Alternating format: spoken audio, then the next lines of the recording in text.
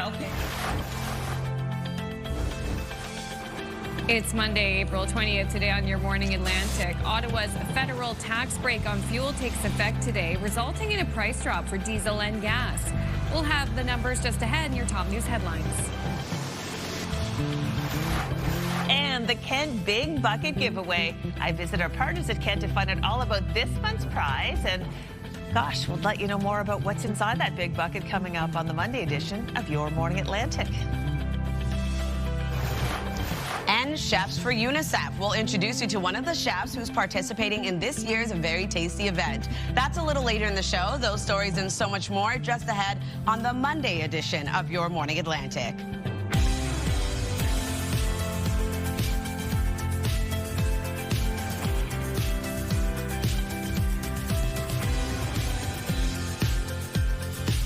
Well, hello. Happy Monday. Come on in. It's April 20th.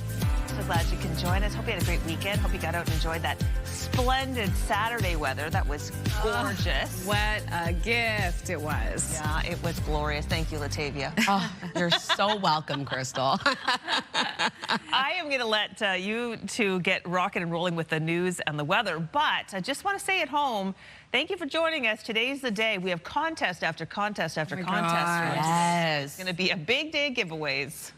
Like, buckle up, because we have some good stuff that we are giving away. Like you said, a launch of a bunch of new contests today.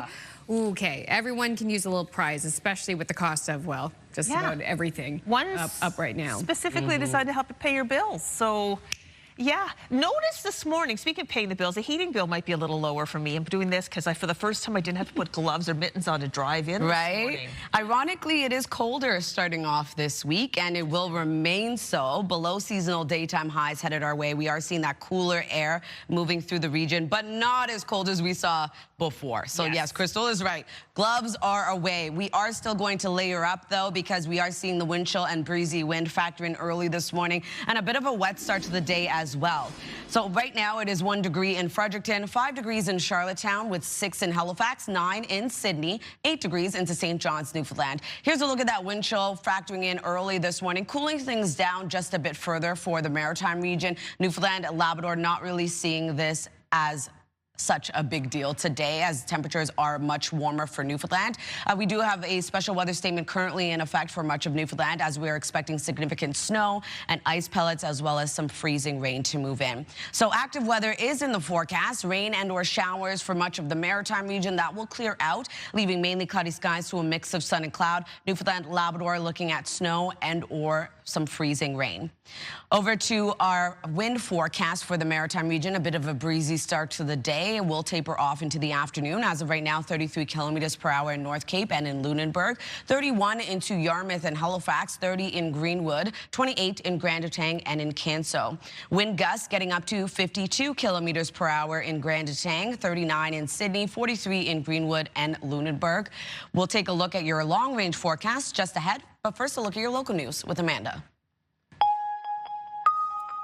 Thank you, Latavia. Ottawa's federal tax break on fuel takes effect today, meaning gas dropped by 11.5 cents and diesel fell by 4.6 cents in all 3 Maritime provinces overnight. In Nova Scotia Zone 1, the minimum price is now $1.67.2 a litre. And the minimum price for diesel in the Halifax area now $2.06.6.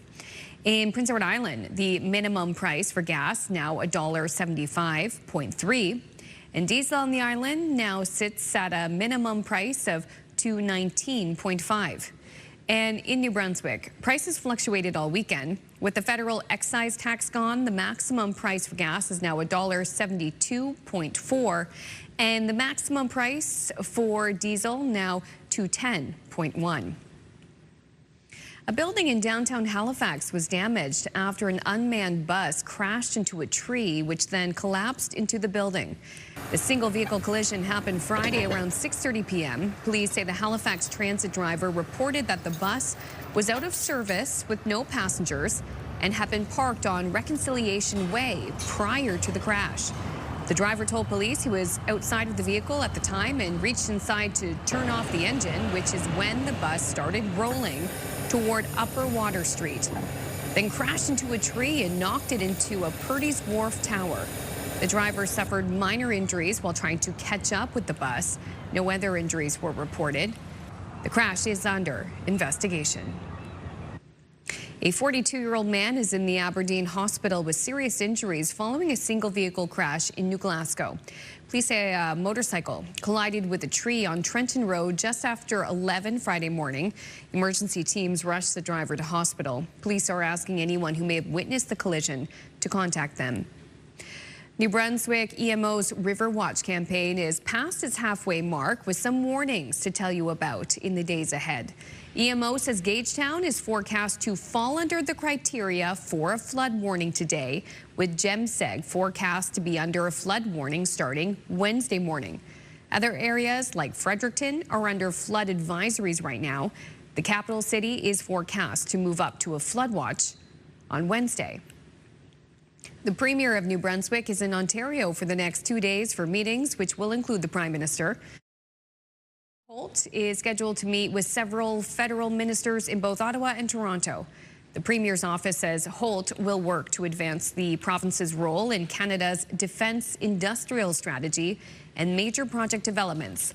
Holt's office says she will also press for long-term predictable health care funding. The town of St. Stephen, New Brunswick is advising people not to be alarmed if they see a drone hovering over their neighborhood later this morning. The town says it will be collecting information starting at 10:30, weather permitting, on the state of local infrastructure, roads and sidewalks. The town says residents say the drone will look less like a standard drone and more like a small fixed-wing remote-controlled airplane flying in a grid pattern. That's the description from St. Stephen. Finally, on the field, busy weekend for sports in Halifax as one team kicked off their season at home and another looked to clinch a playoff spot. There's a ball in and we have ourselves a level game. Oh, that was close. The Halifax Wanderers, they welcomed fans back for their home opener. They were up against Pacific FC. The Wanderers nearly took home a win, but Pacific scored in the 97th minute. Here it is to tie the game up 2-2. Still no losses for the Wanderers this season, with 1 win and 2 draws so far. The team is back home again on Saturday, May 2nd. Clark Peterson, here's a chance. Knox comes in, he scores! Meanwhile, what a game, too, for the Halifax Thunderbirds. They were looking to punch their ticket to the playoffs. The Birds were at home for their final regular season game against the Ottawa Black Bears. The game started out close, but the Birds took a commanding lead, winning 12-6. Halifax will take on the Vancouver Warriors in the first round of the playoffs. What a time. That's my goal sound. Great job. And the Nest was a hot place to be. I did not go to the Nest. You were elsewhere. Because I was busy with the, I went to the Wanderers game. Amazing. And it was great. It was really very unfair. They say 97th minute. They had added 7 minutes of extra time. So that was the very, very, very end of the game. Like everybody, fans were like, yay, the Wanderers won this one. And then beep, the goal. Oh, no.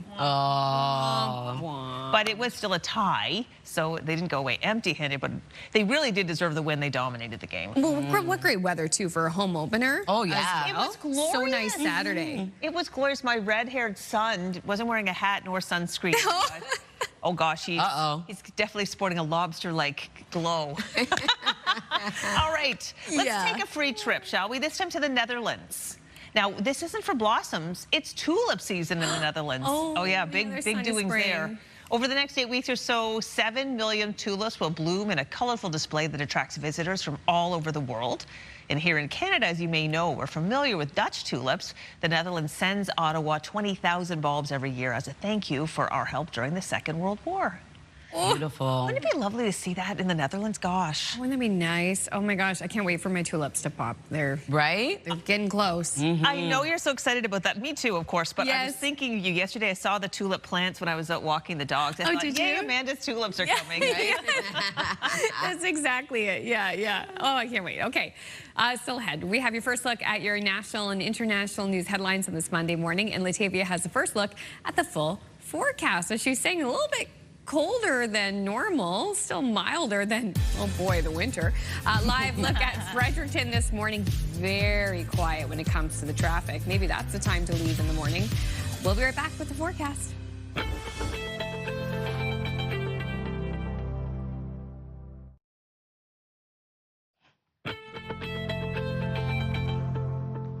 Happy Monday, Atlantic Canada. The time now is 6:13. We're taking a live look at Yarmouth.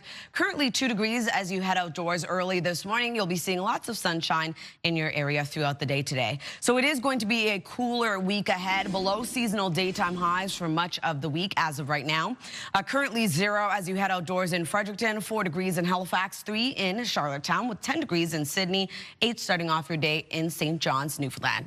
We do have a special weather statement currently in effect for much of Newfoundland for Tuesday evening until Thursday, expecting snow and ice pellets at around 10 to 25 centimeters, freezing rain at around 10 to 20 millimeters. Over to our forecast timeline. Early this morning, we are seeing a bit of a foggy, cloudy, wet start to the day. We are expecting rain and or showers for parts of the Maritime region early this morning. Periods of snow and or flurries for parts of Labrador, as well as some shower activity, showers and or drizzle for parts of Newfoundland. Into the afternoon, we start to see the system clear out of the Maritime region, leaving some sunshine into the mid to late afternoon for the Maritimes. We do have a chance of showers and or flurries returning, though, for parts of New Brunswick into the afternoon. And into the evening, we still see some showers remaining for the southern region of New Brunswick, showers still for parts of Newfoundland as well. That takes us into Tuesday's forecast, another sunny but cooler day ahead. If you're wondering about snowfall totals for Labrador, only seeing around 2 to 5 centimeters of accumulation, and for our rainfall outlook, seeing around 2 to 5 millimeters for parts of Cape Breton Island. Also seeing around 2 to 5 millimeters for both parts of Newfoundland and Labrador. For our forecast today for New Brunswick, daytime highs will range from 0 to 9 degrees, being the warmest into Moncton. Showers and or flurries will move into the afternoon, and for others seeing a bit of sunny breaks into the afternoon, wind gusts of 40 kilometers per hour. Prince Edward Island looking at highs between 5 to 7 degrees today. Rain will clear, leaving a mix of sun and cloud. And for Cape Breton, eastern Nova Scotia, pretty much the same, but we're looking at mainly cloudy skies as rain clears out into the afternoon. Daytime highs will range from 7 to 16 degrees, being the warmest into Shetticamp. For the rest of Nova Scotia, highs will range from 7 to 11 degrees. Showers and or drizzle early in the morning, clearing out, leaving a mix of sun and cloud. For Labrador City, looking at a high of -9 degrees today. Flurries clear, leaving sunshine into the afternoon. 9 degrees for St. John's, Newfoundland. Showers and or drizzle throughout the day today. Tuesday's forecast, another cooler day for the week. We will be seeing some sunshine for a lot of Atlantic Canada, but then we have another system making its way over for Newfoundland. We are going to see that snow, ice pellets, and freezing rain move in over there. That's a look at your weather forecast. Going to throw things over to Amanda. Thanks, Latavia. Prime Minister Mark Carney spoke to Canadians in a new format he says will become a regular occurrence. In the 10-minute pre-recorded address, Carney called on Canadians to become independent on the U.S. from our economic security. CTV's Graham Richardson has more on the message and the response from critics. It's a direct address to Canadians shot at a home in suburban Ottawa, with Mark Carney spending a lot of time on how the United States has turned away from free trade and what that means for Canada. Many of our former strengths, based on our close ties to America, have become our weaknesses, weaknesses that we must correct. The U.S. has changed, and we must respond. Pictures of his China and India trips front and center, suggestions that conservatives are too optimistic about changes in America. There are some who say there's no need for a comprehensive plan. They believe we should wait it out in the hope that the United States will return to normal, that the good old days will come back. Conservatives dismissed all of this as more of the same. A family filling up a grocery cart in Saskatoon doesn't need Mark Carney's economic philosophy. They need the bill at the checkout to stop going up. Carney talks about history here, too, and how Canadians have beaten back American aggression before. Featuring a small statue of Isaac Brock he keeps in his office, a gift from comedian Mike Myers. Brock was a hero who fought and gave his life for our forebears in the War of 1812. This address was not designed for a soft, comforting message. There was an effort to offer people reassurance in this message, but much of it was stark. much of it was meant to drive home how severe the challenge that we are confronting truly is. This all comes at a sensitive time for Canada-U.S. relations. The Americans have entered formal talks with Mexico on free trade. That hasn't happened for Canada yet. And although this address was aimed at a domestic Canadian audience, government officials will be watching to see if there's any reaction from U.S. President Donald Trump. CTV's Graham Richardson reporting in Ottawa. Stateside, a tragic and shocking story out of Louisiana where 8 children died in a deadly mass shooting. We have 3 crime scenes just here in Shreveport.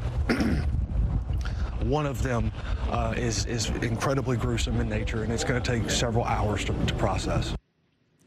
Police say the shooting was a domestic attack. The children ranged in age from 1 to 11 years old. The gunman is said to be the father of 7 of those children. He fled the scene and was chased by officers who eventually opened fire and killed the suspect. 2 women, one of whom is said to be the gunman's wife, were also shot and taken to hospital. There's been a dramatic escalation in the Middle East. The U.S. has seized a cargo ship for the first time as it enforces its blockade of Iranian ports. It's a move meant to force Iran back to the negotiating table, but there are new questions about the future of peace talks. ABC's Olivia Rubin has more. Overnight, amid the standoff with Iran, the U.S. military releasing this dramatic video showing the moment it took over an Iranian-flagged cargo ship they say tried to violate the U.S. blockade. Motor vessel Tosca, vacate your engine room. Vacate your engine room. We're prepared to subject you to disabling fire. President Trump writing on social media, the Iranian crew refused to listen, so our Navy ship stopped them right in their tracks by blowing a hole in the engine room. Right now, U.S. Marines have custody of the vessel. Iranian state media reporting Iran is vowing to retaliate, and the escalation coming amid a ticking clock. The 2-week ceasefire with Iran set to expire on Wednesday. And questions still remain about peace talks set to take place in Pakistan today. The White House saying a delegation will head there, but Iran so far not agreeing to participate because of the blockade in the Strait of Hormuz. But Trump insisting there will be a deal, telling ABC's John Carl it will happen, quote, one way or another. The nice way or the hard way, it's going to happen. You can quote me. And now renewing his threats to target Iranian infrastructure, including power plants and bridges, writing, no more Mr. Nice Guy. And that whiplash, sending oil rising overnight, crude oil up about $10 a barrel just since Friday, and the energy secretary now saying gas prices might not fall back down to pre-war levels until next year. Olivia Rubin, ABC News, New York. A quick break now. When we return, we will have your must-see moment from our colleagues over at TSN. Your Morning Atlantic will be right back. Please stay with us.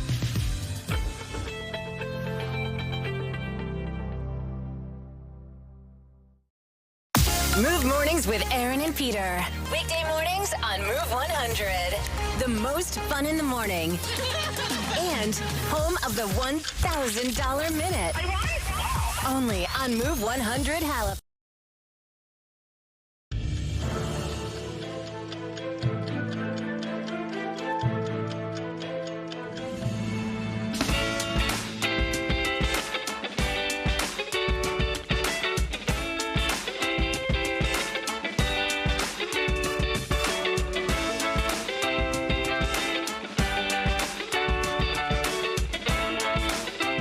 Welcome back. It's 6:24 and time to check in with our friends at TSN Sports Center for today's must-see moment. Hi, everyone. Mark Rowe inside the Sports Center newsroom with your must-see moment from Sunday. For it, we go to San Antonio with the Spurs taking on the Trailblazers. Victor Wembanyama playing in his first career playoff game. He did not disappoint. Picks up the rebound, heads up the court.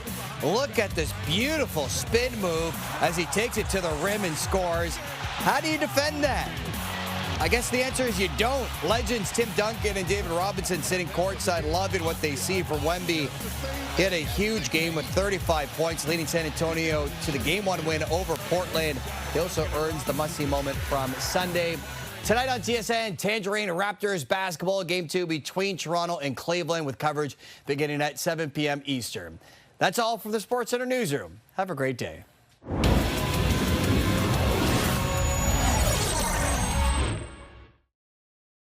This TSN must-see moment brought to you by J.R. Rahe's Furniture and Appliances. Taking a look at our 3-day forecast, a high of 7 degrees today, starting off the day with sunshine, then increasing cloudiness, seeing a low chance of showers and or flurries into the afternoon and evening. 6 degrees on Tuesday with mainly sunny skies. Sunshine continues in the forecast on Wednesday with a high of 9. For Nova Scotia, high of 9 degrees today. Showers will clear out, leaving a mix of sun and cloud. 6 degrees on Tuesday, sunshine continues. And on Wednesday, looking at a mix of sun and cloud, yet again, a daytime high of 6. Prince Edward Island, 7 degrees today. Rain clears late into the afternoon, leaving sunshine. 2 degrees for Tuesday with a mix of sun and cloud, and sunshine yet again on Wednesday with a high of 5.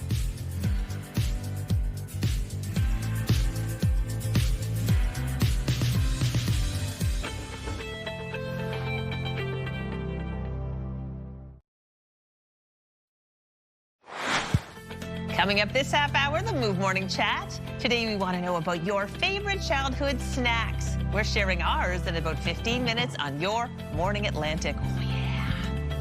Oh yeah.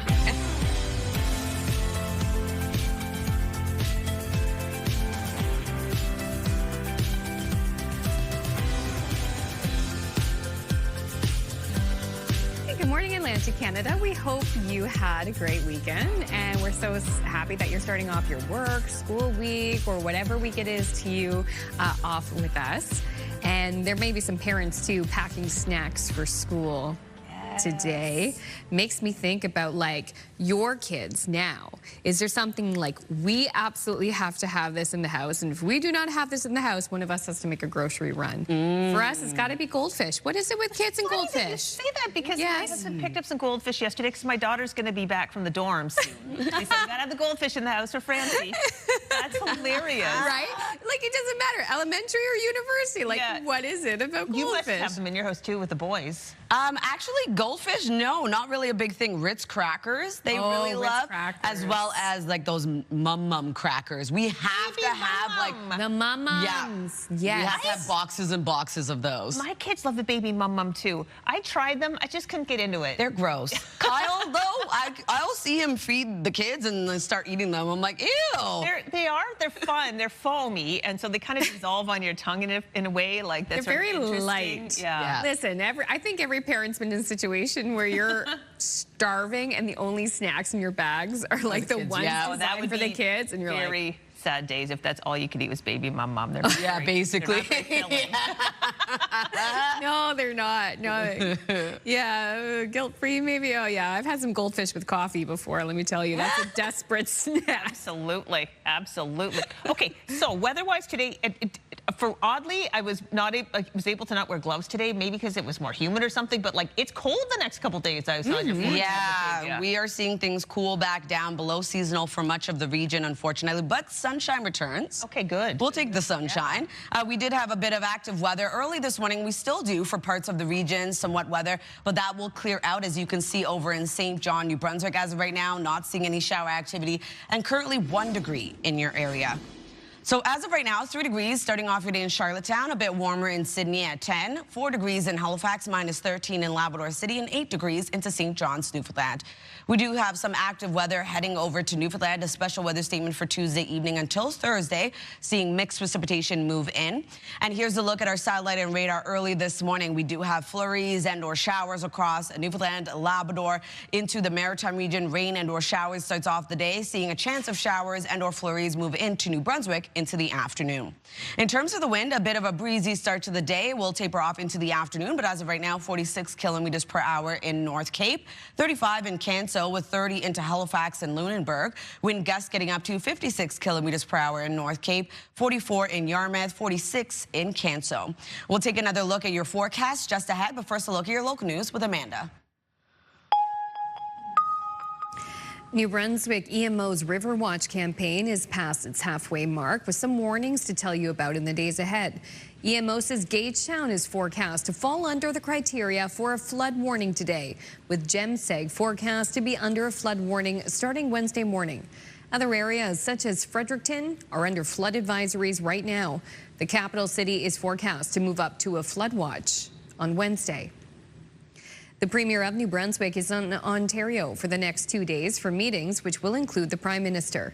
Premier Susan Holt is scheduled to meet with several federal ministers in both Ottawa and Toronto.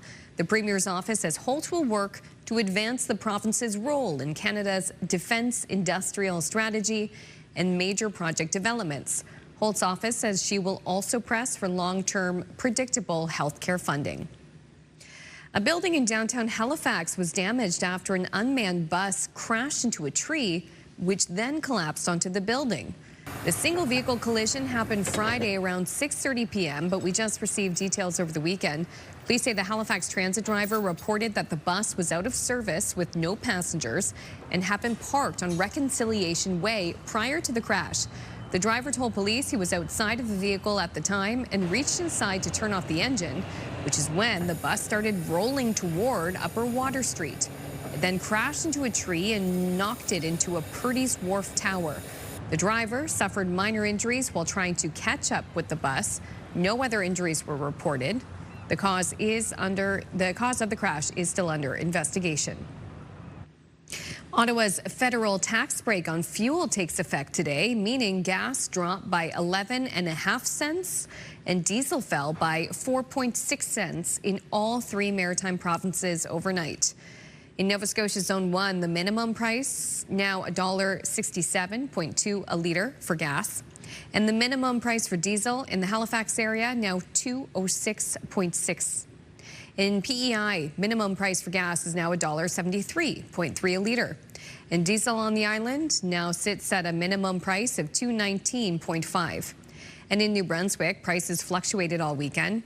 With the federal excise tax gone, the maximum price for gas now $1.72.4 a litre, and the maximum price for diesel is now $2.10.1. Still, those prices high. It's not only the price at the pump that's soaring. The ripple effect of the conflict in the Middle East is being felt inside Canadian homes. CTV's Garrett Barry on why people in the Atlantic provinces are feeling especially hard hit on their heating bills. Living here for 30 years, Gary French knows this house inside and out. It depends on which way the wind's blowing. Like, it comes from the north, northeast, or west. It can really, the house feels colder. But lately, the soaring costs of heating this home has him turning his head. I was kind of wishing it was a dream, you know, because it's such a shock to know that I got to pay $1,000 out just to keep the house warm. The conflict in the Middle East is driving up prices at home, sending the cost of furnace oil sky high. And there's only so much you can't do anything about it, really. You got to pay it. This type of oil heating is simply way more popular in Atlantic Canada than anywhere else in the country. And because it is taxed differently than gasoline and diesel, it's not eligible for the relief recently announced by the federal government. From January 1st to April 1st, prices in Newfoundland and Labrador jumped 77 cents per litre, about 60%. The market has become so volatile, regulators in this province are setting prices every single day. You plan for like a year expenses, and then all of a sudden the prices are going up. Yes, so we see a huge difference in, for example, one of our supportive housing units. Mohammed Abdallah runs Connections for Seniors, a nonprofit support group in St. John's. Even they have been left reeling with high costs. Sometimes it's more expensive than the mortgage itself, or the payment, or the rent, which is unbelievable. He says government should work to lower burdens on seniors and families, perhaps by making a subsidy application easier and finding ways to remove paperwork. And the price keeps going up. French says he knows he's lucky to be able to afford this house on his own, but that doesn't make these sky-high bills much easier to swallow. Garrett Barry, CTV News, St. John's. Thank you to Garrett Barry for that report from St. John's this morning. Yes. All right. Well, heating oil is expensive, and this is why our next contest might be helpful if you're in that boat. We have a fantastic new contest to tell you all about. Wake up and win with CTV Your Morning. We could pay your bills with a massive $20,000. Imagine what you could do with an extra 20 grand. The possibilities are endless. To enter, head to the contest page on ctvatlantic.ca or scan the QR code you're about to see on your screen. The code word today is cash. Enter that for your chance to win the Your Morning $20,000 Pay Your Bills contest. Good luck to you. Now, this is going to be a contest we have with us for a little while, so you have many chances to win. Very exciting. Ooh, buckle up for that. Can I have the 20 grand? Unfortunately, no. But that would be nice. No, you could run some kind of scam where you like find split the money with you. But my chair's empty tomorrow. So what's the Latifah Beezer called me? Okay. We're going to leave that one. Possibilities are endless, but not that one. Yeah, that's not a good one. Maybe you're at the movie theaters over the weekend, especially since it was so foggy on Sunday. Still ahead, we're going to have your entertainment headlines from Hollywood. But before that, it is the Move Morning Chat.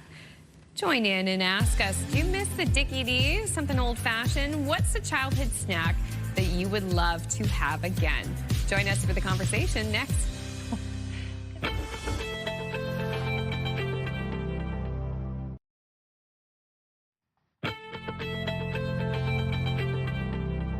Good morning and welcome back. The time now is 6:42. We're taking a live look at Bedeck. 10 degrees starting off your day. Expecting rain, but that will clear out, leaving mainly cloudy skies. So it is a cooler start to the work week. We are going to see cooler daytime highs for much of the region today. As of right now, it is 4 degrees in Halifax with 10 degrees in Sydney, 3 degrees in Charlottetown with 0 into Fredericton, 2 degrees in Happy Valley Goose Bay, 6 degrees in Gander. We do have a special weather statement currently in effect across Newfoundland. This is for Tuesday evening until Thursday, expecting significant snow, ice pellets, and freezing rain to move in. Over to our forecast timeline, a cloudy, foggy, and wet start to the work week. We are seeing rain and or showers for parts of Prince Edward Island and Nova Scotia. For Labrador, looking at some mixed precipitation, flurries and or showers. And then for Newfoundland, looking at some showers and or drizzle starting off your day. Into the afternoon, we see the system clear out of the Maritime region, leaving some sunshine into the mid to late afternoon. But we do have a low chance of showers and or flurries returning for the central and southern region of New Brunswick. That will take us into the evening hours where we do expect showers to continue. Newfoundland and Labrador still seeing some active weather, taking us into early Tuesday morning. That will clear out. We will be seeing sunshine return for much of the region. If you're wondering about snowfall totals, only seeing around 2 to 5 centimeters for Labrador. And then for our rainfall outlook, 2 to 5 millimeters expected for Cape Breton Island, as well as into parts of Newfoundland and Labrador. Into our forecast today for New Brunswick. Sunny skies start off the day, then seeing showers and or flurries move in into the afternoon. Daytime highs will range from 0 to 9 and wind gusts of 40 kilometers per hour. For Prince Edward Island, rain starts off the day, clears out into the mid to late afternoon, leaving sunshine. Daytime highs will range from 5 to 7 degrees. And then for Cape Breton, eastern Nova Scotia, pretty much the same. Precipitation early in the morning, clearing out, leaving mainly cloudy skies. Daytime highs warming from 7 to 16 degrees, and wind gusts remain at 40 kilometers per hour. For the rest of Nova Scotia, daytime highs between 7 and 11. Showers start off your day, clears out into the mid to late afternoon, seeing some sunshine return. And then for Labrador City, a high of -9. We do have flurries that will clear as well, leaving a mix of sun and cloud. 9 degrees for St. John's, Newfoundland, showers and or drizzle. So into Tuesday's forecast, sunshine returns. We do have some showers for parts of Newfoundland. Labrador seeing a bit of flurry activity. Into Wednesday's forecast, temperatures warm up just a bit. Still remaining below seasonal, though, for our daytime highs. Seeing sunshine for much of the Maritime region. Snow starts to make its way over to Labrador and into Newfoundland, looking at that mixed precipitation beginning to move in. That's a look at your weather forecast. Going to throw things over to the Move Morning Chat.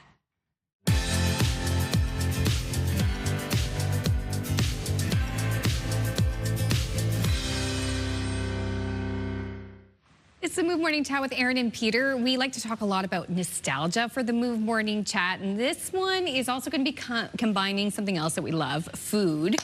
We're asking, what's the one childhood snack you would give anything to have again? And what do you two miss?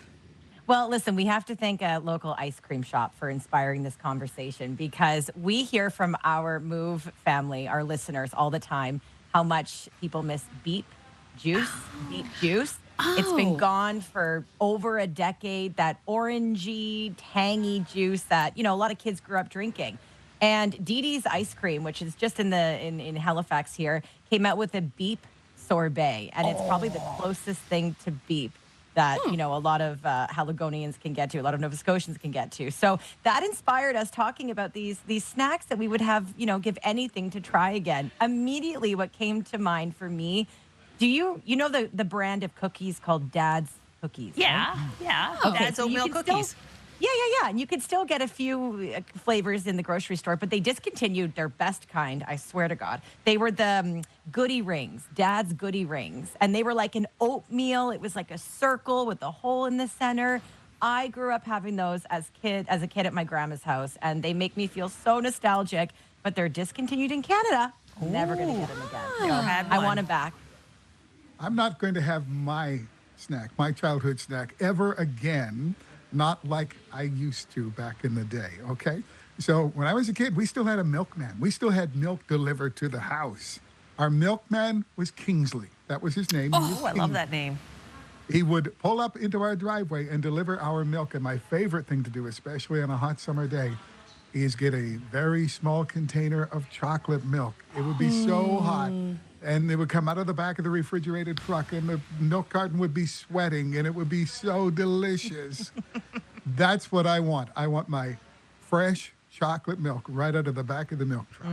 Oh my gosh, I love chocolate milk. You can still have chocolate milk, of course, but not that exact, very special experience. Not that experience. Okay, for me, it's back to childhood. This does not exist anymore. I remember rarely we'd go to the arena, but if I had skating lessons or we were going for an event of some sort, you could order from the canteen a wig-wag bar. Now, a wig-wag bar, it was quite a large chocolate bar, at least it seemed like it when I was a kid, and it was braided with chocolate on it. So it was like caramel covered with chocolate. So I think the closest thing, very close, would be the Curly Whirly. Whirlies, yeah. It was like a big Curly Whirly, but maybe thicker. Okay. Just truly delicious. I would love to try that again. Freak Lunchbox is where I think you need to go. Because they don't have wig-wag anymore, but I could get a Curly Whirly. You can get a Curly Whirly there. Try that. Maybe it might give, a bit of that nostalgia taste. It's not one particular item, but I miss the Dickie D. And the excitement of having someone who was riding a bike full of ice cream in the front, especially where I grew up, we were on a hill. So the poor person in the middle of the summer was just like really trying to work hard to get all those ice cream snacks. And you'd hear the bell going and the excitement of like begging your parents for cash and having to run out there as fast as you can to get your favorite snack. I just miss that experience in general, because I don't even know if they do that anymore. Well, there's a fun Shore Peddlin, actually, that we're going to do a story with them. She has her own version of it. But the Dickie D, no. Okay, this is fun. Oh my gosh, we want to hear from you. What are the snacks you remember from childhood? One more time, let us know at 10-400, and we'll have a fun roundup at the end of the show.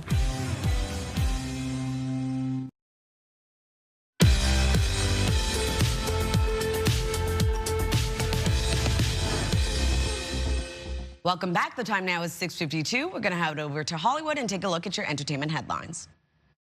Your king has returned! The Super Mario Galaxy movie topped the box office for the third consecutive weekend since its release. It's now the highest-grossing film of 2026 and is on track to reach $1 billion worldwide.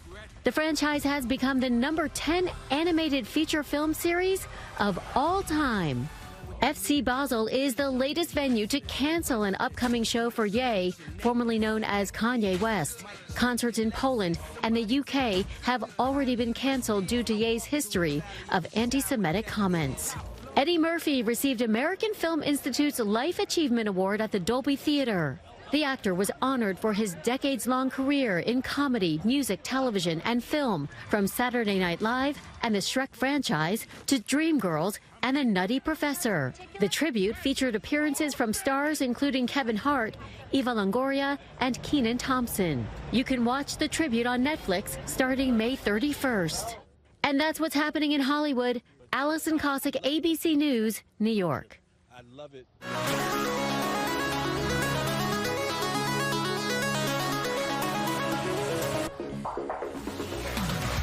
And in case you missed it, an iconic piece of Canadian automotive history is now on display in Halifax. The Ford Econoline van that served as Terry Fox's shelter and support during his Marathon of Hope is currently at the Steel Wheels Motor Museum.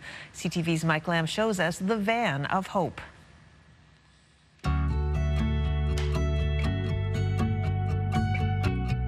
We're at Steel Wheels Motor Museum in Bayers Lake, Halifax. Behind me is the 1980 Ford Econoline 250 that followed Terry Fox on his Marathon of Hope in 1980. It followed him from St. John's, Newfoundland to Thunder Bay, and during the entire trek, which was 5,373 kilometers, it served as the home, the office, and the sanctuary for Terry, his friend Doug, and his brother Daryl Fox as well. When Terry became ill, he did go back to Ford. Years later, after serving as a touring vehicle for a heavy metal band, it was acquired again by the Fox family and restored by Ford. Very little, if anything, had changed on the inside of the vehicle. And aside from the bunks not being in there now, everything else is exactly as it was in 1980. I began speaking with the Terry Fox Center, and we began discussing how we could share Terry's story with the new generation in a way that ensured that Terry's legacy would continue. Having the opportunity to have the Van of Hope here at Steel Wheels has been a very moving and humbling experience for many of us. We're all touched by cancer. I was 5 years old when Terry began his marathon. Within just a couple of years of when Terry's marathon was forced to stop, I myself was diagnosed. I had a tumor in my arm. Though I was very lucky, I think honestly this van reminds me of that and slowed me down, took me back to what's most important. It's so important that the generation today doesn't just learn who Terry is or what he did, but why he did what he did and why it's important that we keep doing it. This is a car with a story to tell, and it's important that that story gets told.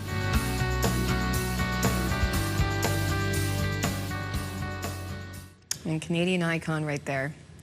Happening now in local news on this Monday morning, New Brunswick EMO's River Watch campaign, it is past its halfway mark, and there are some warnings to tell you about in the days ahead. We'll have those details coming up. Plus, at the pumps, Ottawa's federal tax break on fuel takes effect today. It means that gas dropped by 11.5 cents overnight, and diesel fell by 4.6 cents. We'll have the latest numbers for all three maritime provinces in just a few moments.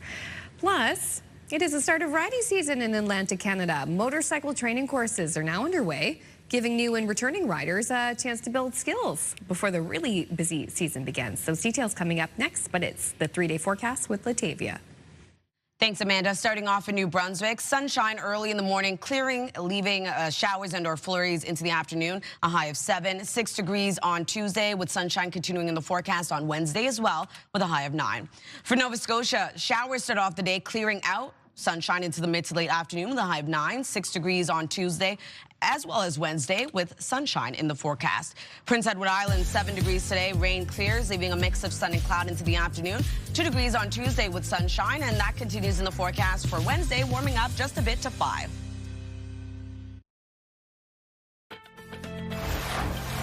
It's Monday, April 20th, today on Your Morning Atlantic. Ottawa's federal tax break on fuel takes effect today, and it has resulted in a price drop for gas and diesel in all three maritime provinces. We'll have those numbers just ahead in your top news headlines on this Monday edition of Your Morning Atlantic.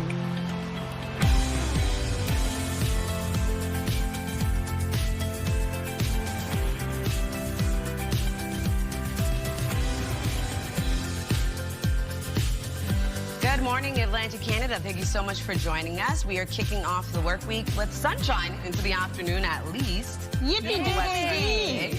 We'll take it. Take the sun.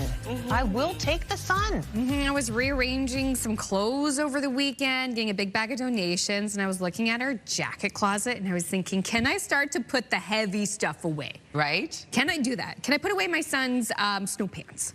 I would say. I'm guessing yes. I defer to you, yeah. Don't blame me if there's Don't blame you. Next week, but I feel like that's the time you do it. You're like, you know what? I think I could put it away, and there just might be one day that comes up where exactly. Oh my gosh, yeah, you never know. It does look those overnight lows the next couple of days are It's getting chilly. crispy. Yeah, it's crisp. We're not loving it. Yeah. Unfortunately, we're remaining below seasonal for much of the region. A bit of a cloudy start to the day. No precipitation over in Lunenburg as of right now. We are going to see sunshine into the mid to late afternoon for many areas, but we are going to see a cooler day ahead. So keep that in mind when you are heading out. Early this morning, it is 5 degrees in your area. We are going to see 4 degrees starting off your day in Halifax, 10 in Sydney, 2 degrees in Charlottetown with 0 in Fredericton. 2 degrees also over in Happy Valley Goose Bay, 9 into St. John's, Newfoundland. So we are also going to see the wind chill factoring in early this morning, so keep that in mind. Cooler to start, will warm up into the afternoon. Special weather statement currently in effect for Tuesday evening until Thursday for parts of Newfoundland. We are expecting some snow, ice pellets, and freezing rain. For today's forecast, though, we are seeing showers and or rain starting off the day for parts of the Maritime region. Will clear out, leaving a bit of sunshine into the afternoon. And for Newfoundland, Labrador, also seeing some active weather, flurries and or showers. Over to the current wind for the Maritime region, 46 kilometers per hour right now in North Cape. We're looking at 30 in Halifax, Lunenburg, and Yarmouth, 35 in Canso. Wind gusts getting up to 56 kilometers per hour in North Cape, 46 in Canso, 44 in Yarmouth, 41 in St. John, New Brunswick. We'll take another look at your forecast just ahead. First, a look at your local news with Amanda. Thank you, Latavia. And this is weather-related. New Brunswick EMO's River Watch campaign. It's past its halfway mark, and there are some warnings to tell you about for the days ahead. EMO says Gagetown is forecast to fall under the criteria for a flood warning today, with Gemseg forecast to be under a flood warning starting Wednesday morning. Other areas like Fredericton are under flood advisories right now. The capital city is forecast to move up to a flood watch on Wednesday. Ottawa's federal tax break on fuel takes effect today, meaning gas dropped by 11.5 cents and diesel fell by 4.6 cents in all 3 maritime provinces overnight. In Nova Scotia Zone 1, the minimum price is now $1.67.2 a litre, and the minimum price for diesel in the Halifax area now $2.06.6. In PEI, the minimum price for gas is now $1.75.3. And diesel on the island now sits at a minimum price of $2.19.5. And in New Brunswick, prices fluctuated throughout the weekend. Now with the federal excise tax gone, the maximum price for gas is $1.72.4, and the maximum price for diesel now $2.10.1. New Brunswick Premier Susan Holt will be in Ottawa today to discuss the economy, defense, and major projects with Prime Minister Mark Carney and his ministers. Holt says she also plans to press for federal partnership on health care funding, energy infrastructure, and critical mineral development. Last year, the Federal Major Projects Office selected a proposed tungsten mine in Sissenbrook, New Brunswick, as a development it could help fast-track to benefit the national economy. While in Ottawa, Holt is planning to meet with the Ministers of Trade, Justice, Defense, and Health. A building in downtown Halifax was damaged after an unmanned bus crashed into a tree, which then collapsed onto the building. The single vehicle collision happened Friday around 6:30 p.m. Police say the Halifax Transit driver reported that the bus was out of service with no passengers and had been parked on Reconciliation Way prior to the crash. The driver told police he was outside of the vehicle at the time and reached inside to turn off the engine, which is when the bus started rolling toward Upper Water Street, then crashed into a tree and knocked it into a Purdy's Wharf tower. The driver sustained minor injuries while trying to catch the bus. No other injuries were reported. The crash itself is still under investigation. It is the start of riding season here in Atlantic Canada. Motorcycle training courses, they're now underway, giving new and returning riders a chance to build skills before the busy season begins. CTV's Emma Convey stopped in on a class over the weekend to see how the training is preparing riders for the road. Riders gear up to sharpen their skills to take on the season ahead, safely and legally. I've always wanted to ride. Just never had a chance. He's now getting that chance. as this motorcycle training course kicks off for the first time this season. 11 riders, some returning, and others getting on a bike for the first time. A few people here that have been riding dirt bikes for years and want to learn to ride on the road and get their license to ride safely on the road. And we've actually got a couple of folks here that have never driven before. We've got one student here today that never even been behind the wheel of a car. Martial Law Driving Academy started as a driver's education program in 2020. 3 years ago, owner Neil Marshall noticed a growing interest in motorcycles, but a lack of course options for Nova Scotians. Motorcycle training, it's good for insurance, safety training, because it's everybody else on the road. This gives you the basic life skills, safety skills to last on the road in today's fast-paced society. The program starts Friday nights, and by the end of the weekend, the goal is to leave with a new license. All you need is a Nova Scotia Class 7 beginner's driver's license, a helmet, and gloves. The team has the rest. Everything from how to put your gear on, how to start the bike, how to make it move, and how to make it stop from speed, and everything in between. 16-year-old Chaz Miller is a part of this riding crew. He's more eager to get behind the handlebars than the wheel of a car. I would like to ride freely on a motorcycle down a highway. I feel like that would be very peaceful. And it would definitely be cool because I'm still in high school. And I don't know, I just feel like that I would get more attention. The program itself has gotten more attention as well. Generally, 30% of our clientele is women. They just tired of being passengers, and now they want to get out, be their own boss. There are still about a dozen more classes people can sign up for. Locations in Brooklyn, Halifax, Lower Sackville, and Pugwash. Emma Convey, CTV News, Lower Sackville, Nova Scotia. Thank you so much, Emma. Do you have a license or have you been on a motorcycle? I have ridden on the back of a motorcycle once and it was exhilarating. I believe it. I've done it once too and it was quite a wild ride. Yeah. I've never been on one. It's fun. Scary. Yeah. It's fun. I mean, gosh, the course is open, Amanda. The course Sign is up. open. All you need is a Now's the bike. time. We've got a few riders here in the newsroom. Love that it's improving, like that women are getting into it. You know what? If you're looking to buy a motorcycle, well, this money could help you. Wake up and win with CTV Your Morning. We could pay your bills with a massive $20,000. Imagine what you could do with an extra 20 grand. Well, to enter our contest, head to the contest page at ctvatlantic.ca or scan the QR code that you're about to see on your screen. Enter the code word. Today's code word is cash. And win the $20,000 Your Morning Pay Your Bills contest. All you have to do is go to the website, enter that code word. Yeah, we're going to have this contest with us for a few weeks. We're going to do it every hour. So you get to enter once a day. Cash is perfect code word. And then you could be smiling as that cash rains down. Imagine. Right? $20,000 it would rain for a moment or two. Yeah. It was in ones. We don't have ones anymore. Fives. The $2 bill. The $2 bills, yeah. Just throwing loon in it. Oh my gosh. It becomes all of a sudden it's not fun at all.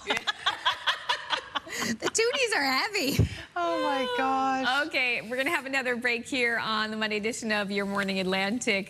When we return, is it going to rain outside? Latavia knows. Pennies from heaven. The forecast is coming up next. Good morning to our viewers in Charlottetown. Here's a live look at Queen Street. Hey, no snow there anymore. No.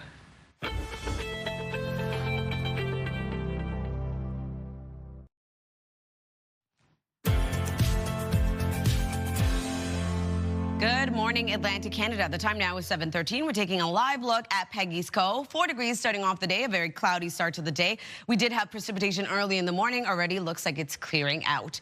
A cooler start to the day for much of the region. Below seasonal daytime highs headed our way. So we are going to see this colder air continue across the Maritime region, extending into Newfoundland and Labrador. So as of right now, 0 in Fredericton, 2 degrees in Charlottetown, 4 in Halifax, 10 in Sydney, and 9 degrees starting off your day in St. John's, Newfoundland. A special weather statement currently in effect across much of Newfoundland for Tuesday evening until Thursday, expecting significant snow and ice pellets at around 10 to 25 centimeters and freezing rain at around 10 to 20 millimeters. Over to our forecast timeline. Starting to see some shower activity clear out for parts of the Maritime region, still holding on to some wet weather early in the morning for Prince Edward Island, parts of Nova Scotia, Newfoundland, Labrador, going to see wet weather in the forecast as well. We do have flurries and or showers into Labrador. Into the afternoon, this system begins to clear out of the Maritime region, leaving some sunshine into the mid to late afternoon. But we do have a low chance of flurries and or showers returning for the central and southern region of the province. That takes us into this evening. Showers will continue into early Tuesday morning before clearing out. If you're wondering about snowfall totals, looking at around 2 to 5 centimeters for Labrador. And then for our rainfall outlook, 2 to 5 millimeters expected for parts of Cape Breton Island, Newfoundland, and Labrador as well. For our forecast today for New Brunswick, daytime highs between 0 to 9 degrees. A sunny start to your day, a chance of showers and or flurries into the afternoon, wind gusts of 40 kilometers per hour. Prince Edward Island, rain starts off the day, clears out, leaving sunshine into the mid to late afternoon, with daytime highs ranging from 4 to 8 degrees, wind gusts of 50. For Cape Breton, eastern Nova Scotia, pretty much the same. Precipitation starts off your day, clears out, leaving mainly cloudy skies into the afternoon. Daytime highs will range from 7 to 14 degrees. And then for the rest of Nova Scotia, showers start off the day but will clear, leaving sunshine into the mid to late afternoon. Daytime highs will range from 7 to 11. For Labrador City, starting off the day with flurries, that will clear out as well, leaving sunshine with a high of -10. 9 degrees into St. John's, Newfoundland. Showers and or drizzle remaining throughout the day today. Tuesday's forecast, another cooler day ahead. We are going to see sunshine return, holding on to some shower activity for parts of Newfoundland. Labrador looking at some flurry activity. Into the Maritime region for Wednesday, temperatures will rise, still remaining below seasonal though, and we are going to see sunshine yet again. A system moves into Newfoundland, bringing snow and or rain, as well as some freezing rain. That's a look at your weather forecast. Going to throw things over to Amanda. Thank you so much, Latavia. School absenteeism is a growing issue in this country. CTV News has been looking into the numbers and found Canada's smallest province stands out, with nearly 1 in 5 students in the English public system chronically or severely absent. CTV's Maria Saru spoke with families who say the biggest factor is bullying.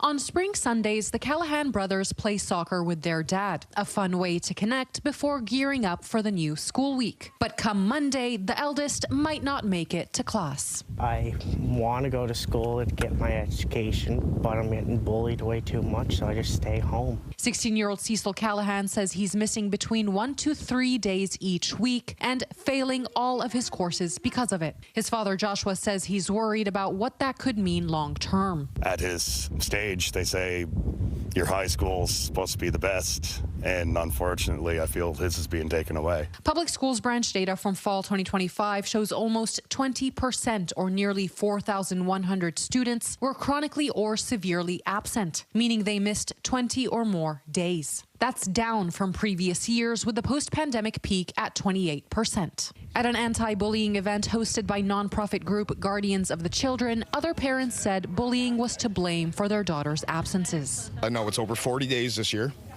and she's missed it due to safety concerns, bullying, and lack of intervention. Our daughter has missed about 20 weeks. Most of it falls down to the basic bullying over and over and over. According to the 2024 to 2025 results of a province-wide survey, nearly 29% of students in grades 7 to 12 reported being bullied in the past 30 days.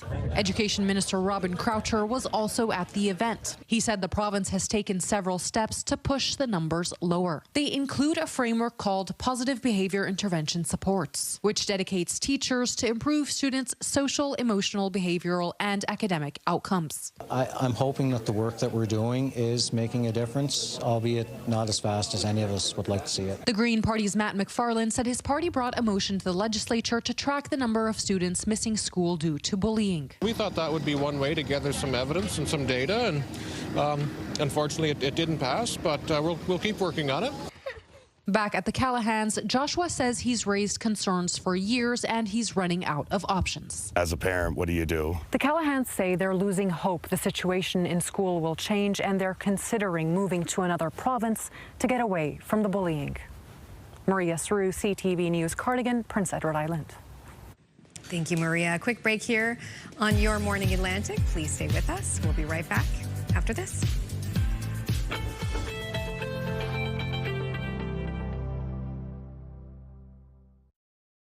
Move Mornings with Aaron and Peter. Weekday mornings on Move 100. The most fun in the morning. And home of the $1,000 minute. Only on Move 100 Halifax.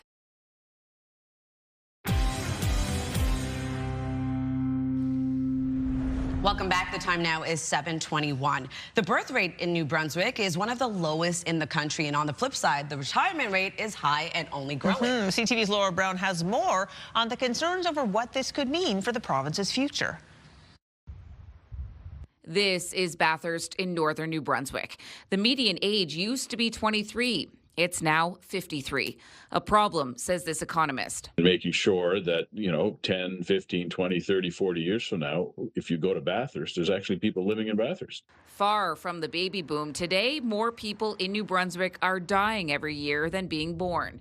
David Campbell authored a new report finding the real impact will be felt within the next decade, when 20% of the workforce retires. This is a community survival issue.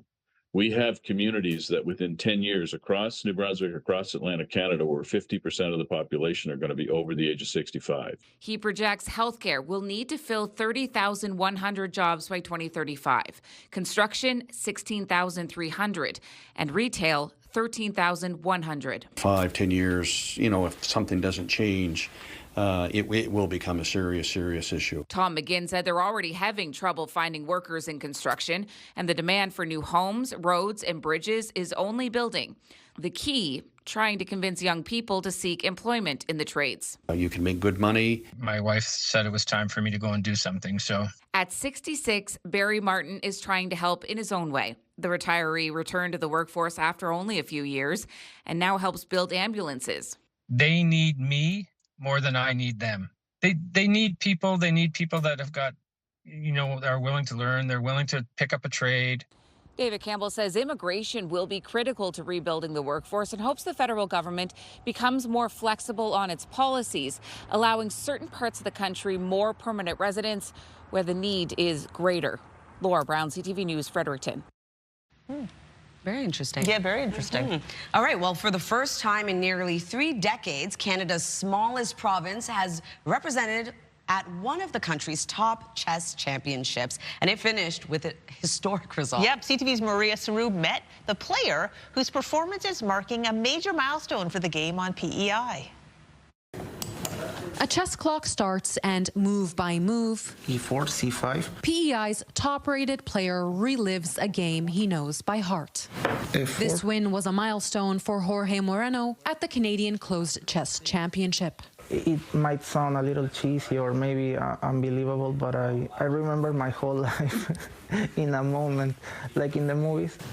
After scoring 5 points in 9 rounds, his performance at the tournament put him on track for the International Chess Federation, or FIDE's, candidate master title. According to Chess PEI's records, Moreno will be the first player in the province to achieve that. It's payoff after years of preparation. I felt in control the whole game. You have to be confident in your experience and your knowledge. Moreno also gives back to his community, participating in fundraisers to support scholastic players. 3 years ago, he won 19 simultaneous games to raise money for the PEI chess team's travel costs. He also coaches his own youth chess team. Chess PEI President Fred McKim said in an email to CTV News, he's clearly a role model for them as well as many other juniors in PEI. It was for me important to do this now to show that it was possible to do it from a small province. Moreno plans to continue climbing the chess ladder with his sights set on the next title, a FIDE Master. That means playing more tournaments here in PEI and abroad.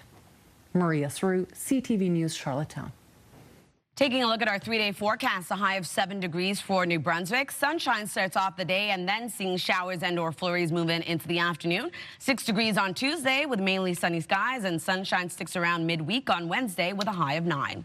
For Nova Scotia, 9 degrees today. Showers will clear, leaving sunshine into the mid to late afternoon. Sunshine continues in the forecast on Tuesday, cooling down to 6 degrees. And we're looking at a mix of sun and cloud yet again on Wednesday, a high yet again of 6. Prince Edward Island, 7 degrees today. Rain clears, leaving sunshine into the afternoon. 2 degrees on Tuesday with a mix of sun and cloud. Sunshine continues on Wednesday with a high of 5.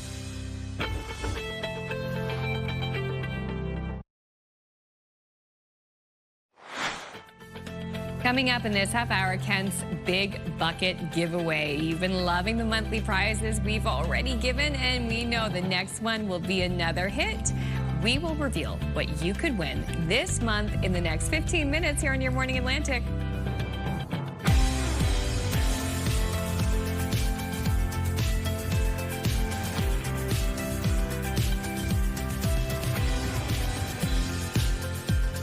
Hello. Halfway through the show already on this Monday. Come join us. April 20th. Happy birthday to my dad. It's my dad's birthday today. Happy birthday to Crystal's dad. What Bob is your Garrett. Bob Garrett. Bob Garrett. Yeah, happy birthday, Bob. The original BG. Exactly. A lot of people have birthdays in April. Yeah. Gosh, the Big Bucket reveal. What's in the big bucket is something my husband has been dreaming about for so many years. I can't win it. Oh my gosh. But you came out of the bucket. You can. Yeah. If only. Ta-da! Ta-da! Yeah. It's a gift that keeps on giving. Oh my gosh, lots of fun. Lots of fun. I'm really enjoying this Kent partnership. Oh, it's incredible. Yeah. I love seeing that big bucket and then It's the a big hoot. reveal. It's so cool. I love it. It's been so much fun. So anyway, that's coming up this half hour. In the bucket, you know, it would be handy in there like a new set of hat and mittens, because our old ones are getting worn out from it being cold for so long. I know. They keep seeing the temperatures up and down, up and down. It's Well, true. they're staying down for much of the region. Yeah, this is a fun shot. No, very cool. Okay, so it is colder starting off the day. 4 degrees right now, breezy as well, and then factor in that wind chill, feeling cooler for many areas across the region. Below seasonal daytime highs expected. So in terms of our current temperatures, we are going to see temperatures rise, as I mentioned, but as of right now, 0 starting off your day in Fredericton, 2 degrees in Charlottetown, with 10 in Sydney and St. John's, Newfoundland. We do have a special weather statement for much of Newfoundland for Tuesday evening until Thursday, as we are expecting mixed precipitation to move in. So as of right now, for our satellite and radar, a few showers and or rain starting off your day for parts of the Maritime region will clear into the mid to late afternoon. Newfoundland and Labrador going to see showers and or drizzle, and then for Labrador looking at flurries and or showers. For the Maritime region, it's going to be a bit breezy starting off your day, 43 kilometers per hour right now in North Cape, 33 in Moncton with 30 in Canso, wind gusts getting up to 44 kilometers per hour in Edmonton, 48 in Yarmouth, 39 in Greenwood and St. John. We'll take another look at your forecast just ahead. First, a look at your local news with Amanda. Thanks, Latavia. Ottawa's federal tax break on fuel takes effect today, which means gas dropped by 11.5 cents and diesel fell by 4.6 cents in all 3 maritime provinces. In Nova Scotia Zone 1, the minimum price for gas is now $1.67.2 a litre, and the minimum price for diesel in the Halifax area now $2.06.6. In Prince Edward Island, the minimum price for gas is now $1.75.3. And diesel on the island now sits at a minimum price of $2.19.5. And in New Brunswick, prices fluctuated all weekend. Now with the federal excise tax gone, the maximum price for gas is $1.72.4, and the maximum price for diesel now $2.10.1 a litre. New Brunswick EMO's River Watch campaign is past its halfway mark, with some warnings to tell you about in the days ahead. EMO says Gagetown is forecast to fall under the criteria for a flood warning today, with Gemseg forecast to be under a flood warning starting Wednesday morning. In other areas like Fredericton, they're now under flood advisories right now. The capital city is forecast to move up to a flood watch on Wednesday. New Brunswick Premier Susan Holt will be in Ottawa today to discuss the economy, defense, and major projects with Prime Minister Mark Carney and his ministers. Holt says she also plans to press for federal partnership on healthcare funding, energy infrastructure, and critical mineral development. Last year, the Federal Major Projects Office selected a proposed tungsten mine in Sissenbrook, New Brunswick. As a development, it could help fast track to benefit the national economy. While in Ottawa, Holt is planning to meet with the Ministers of Trade, Justice, Defense, and Health. A maritime train station's past juncture as a key travel hub in this region is marking 125 years. CTV's Nick Moore with how McAdam, New Brunswick is marking the milestone by looking to the future. The McAdam railway station officially opened in 1901 and for decades was located on the main Canadian Pacific rail lines that connected St. John with Boston and with Montreal, and Montreal with the town of St. Andrews. The last regularly scheduled passenger train came by here in 1994. But cargo continues to come through and is picking up. We are right in the middle of rail traffic. We have an awful lot more freight trains right now, but we work cooperatively with NB Southern Rail, and they are extremely obliging and supportive to projects that we do here, and they keep the trains moving for us. We don't get blocked in by the rail. Frank Carroll is a member of the McAdam Historical Restoration Commission and says the momentum of freight traffic is what the iconic railway station is trying to match. A string of events to celebrate the station's 125th anniversary will begin on May 5th, with an event commemorating the $1.5 million addition of a geothermal heating and cooling system. Huge milestone for us. The restoration work that's been done here over the years has been tremendous. Luke Saunders is the McAdam railway station's operations manager and says the new system will finally allow all 3 floors of the station to be heated without taking away from the building's trademark architecture. We installed a solar panel system up here on the flat roof, and you can't see it from this angle, and that's exactly the way we designed it. It was actually part of our mandate was to not have it impact any of the character-defining elements of the building. The new energy system could also open up year-round access to the building. All with this sort of long-term goal of restoring the building to be an economic driver in the McAdam region. We've always had a plan to restore the hotel. We are now using the dining room a great deal of the time, but to maintain that even further, and the lunch counter, to keep those services going and to expand those services is our plan. Additional events commemorating the station's 125th anniversary will be announced in the weeks to come. Nick Moore, CTV News, McAdam, New Brunswick. Thank you so much, Nick. 125 years young. Looking good thanks to all that restoration work. Amazing. Oh my gosh, I can't wait to visit it. Maybe mark that for your calendar for going there this summer. Totally. Yeah, I'll make a point of doing it. Yeah, love it. Do you think they used to serve beep there back in the day? You know, the beep drink? I've never heard of beep in my entire life. Yeah. Is it orange juice? It's like an orange drink. You ever had Tang before? Of course I've had Tang. It's like Tang, like supercharged with sweetness. Oh yeah. Kind of like Sunny D? Yeah, but Sunny D, but like Sunny D on steroids. Oh yeah. Yeah, we were talking about like what's a food or a drink or something you had as a kid that doesn't exist anymore and you would just like give anything to have a taste of again. So what's the one childhood snack you'd give anything to have again? Send us a text at 10400. If you miss it, we share a roundup of your text messages around 8:50, 8:55. So we would love to hear from you. Love it. Yeah. I actually liked beep. I like sweet orange, fake orange flavor. One of my favorites. Also this, if I had to pick a favorite story of the day, this is it, just for the visuals alone, all right? Alpacas are giving scientists clues about global grazing patterns. Yes! Oh, these Peruvian alpacas now live a long way from home, Wales, and they're getting to know the local cuisine. Scientists are studying everything from going in and all the stuff coming out of the alpacas right down to the DNA. They say figuring out the best grazing strategies can help boost biodiversity and make agriculture more sustainable. Oh my gosh! I hope the science has. Oh, look how cute! There's babies. I hope they make some advances just so we can show visuals like this again soon. Yes, please. Like, yeah, I take these visuals. Alpacas are so cute. They're so cute. They're adorable. Oh my goodness. Not that one. That one. That one's cute. I could use a trip to the dentist. Look at his little eye. Oh my gosh. One time, Latavia and I were at Hammond's. We were at Hatfield Farm. And that's not appropriate to say on air. No, I'm not going to say the whole joke. But she goes, oh, look, a llama. But then the worker there said, actually, it's an alpaca. Oh, you're telling a different story. I mean, I'm telling you. Well, I can't wait to hear the real story during the break. Yeah, you will. Yeah, I joked to Latifah. I was like, yeah, come on. Yeah, but even though how did you not know that? Yeah. Even though I was like, whoosh, definitely could not tell the difference. Anyways, the other one I'll tell you during the commercial break, which we are about to take.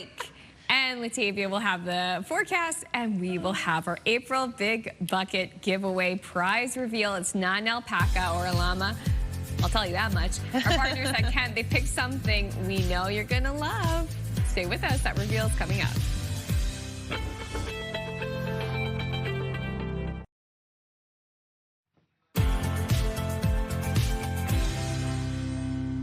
Good morning and welcome back. The time now is 7:43. We're taking a live look at St. John's, Newfoundland. A wet start to the day. We are expecting showers and or drizzle to remain in the forecast today. But currently 10 degrees starting off your day. So as of right now, it is cooler across much of the region. Daytime highs will remain below seasonal for many areas. 0 starting off your day in Fredericton, 2 degrees in Charlottetown with 4 in Halifax, 10 degrees in Sydney. Over to our watches and warnings. We do have a special weather statement currently in effect for much of Newfoundland. This is for Tuesday evening until Thursday. We are expecting snow and ice pellets as well as freezing rain to move in. For today, though, we do have showers and or rain for the forecast for the Maritime region. That will start to clear out into the afternoon. We will be seeing some sunny breaks. For Labrador, flurries and or showers, and then for Newfoundland, showers and or drizzle. So into the afternoon, as I mentioned, some sunshine, but we do have a low chance of some isolated showers and or flurries returning for the central and southern region of New Brunswick. We are going to hold on to some active weather for Newfoundland and Labrador, but that will all start to clear out as we head towards Tuesday morning. If you're wondering about snowfall totals, we're going to see only 2 to 5 centimeters for Labrador. And then for our rainfall outlook, 2 to 5 millimeters expected for Cape Breton Island, Newfoundland, and Labrador as well. For our forecast today for New Brunswick, daytime highs between 0 to 9 degrees. A sunny start to your day, a low chance of showers and or flurries into the afternoon, wind gusts of 40 kilometers per hour. For Prince Edward Island, rain starts off the day, clears out, leaving sunshine into the afternoon. Daytime highs between 4 to 8. And then for Cape Breton, eastern Nova Scotia, also seeing precipitation early in the morning, clearing out, leaving mainly cloudy skies. Daytime highs will range from 7 to 14 degrees. And then for the rest of Nova Scotia, showers early in the morning, clearing, leaving a mix of sun and cloud late into the afternoon. Daytime highs between 7 to 11. For Labrador City, looking at a high of -10, we do have flurries starting off the day. That will clear out as well. 9 degrees for St. John's, Newfoundland, looking at showers and or drizzle. For our forecast on Tuesday, another sunny day ahead for much of the Maritime region. We will be seeing a low chance of some showers returning for parts of Newfoundland, flurries for parts of Labrador. And then into Wednesday's forecast, another sunny day for the Maritime region. We do have a system making its way over. Snow, freezing rain, ice pellets will make its way over to Newfoundland, and Labrador still dealing with some light snowfall before it starts to pick up into Wednesday afternoon. That's a look at your weather forecast. Now we'll head over to Kent. We are at Kent, and it's time for this month's Big Bucket Giveaway reveal. Today, I'm joined again by Patrick. Welcome back, Patrick. Thank you. Now, the last time we met, we were talking about Christmas lights. Today, it's all about wonderful things for the outdoors. So what is your job here at Kent? I'm the assistant manager that oversees the seasonal department in the Halifax store. That explains the change in seasons. Wow, what do you love about your job? I love that it's constantly changing. This is the best time of year when you're coming out of winter and you're going into spring. The anticipation of getting out on your patio, getting out in your garden, and getting stuff done. I'm so jealous. You get a head start. You get to start ordering and preparing. The shop is well stocked for the warmer weather ahead. Okay, let's get right to the buckets, shall we? Yeah. Let's open up the big bucket. Here we go. Oh, I love what's in here this time, Patrick. Check it out, everybody. Holy moly, what is this, Patrick? This is a 38-inch made-for gas lawn tractor. Has multiple speeds, electric start, 2-year warranty. Made for is an exclusive product for Kent. Okay, so Made For is your brand here again. I'm hopping on this thing because I'm not allowed to win, although my husband, this would be his dream. This is, ooh, feels good. It feels good. Made For is a brand, it'd be comparable with other well-known brands. Yes. Yeah, so this is powerful. Yep, it's got a multi-speed mechanical transmission. So you have different speeds. So if you're going across the yard and you need to get there quick, you can go a little faster. You're going up a hill, you need to go a little slower. I love it. This is really a fun, and the dark green too is very like Hunter Racing green. It's giving me vibes like that. Okay, other power products in the Made For family you can get here too, right? We have trimmers, we have lawn mowers, and we have our tractors. I love it. Well, this is really fun. Okay, so if you want to win this lawn tractor, what's the value of this? $24.99. $24.99. First of all, A, that's a great price for a lawn tractor. But B, this is a big prize. So if you want to win it, all you have to do is go to our website and then fill out all the information. We'll announce the Big Bucket winner a little bit later, but get there right now. Enter to win, and yeah, the only thing you'll have to do is if you do win, you'll have to fight me to get it. Here we go. Good luck, everybody. Yeah, I was trying to feel around for the key, but I couldn't get that thing started. I would have taken it out of the store.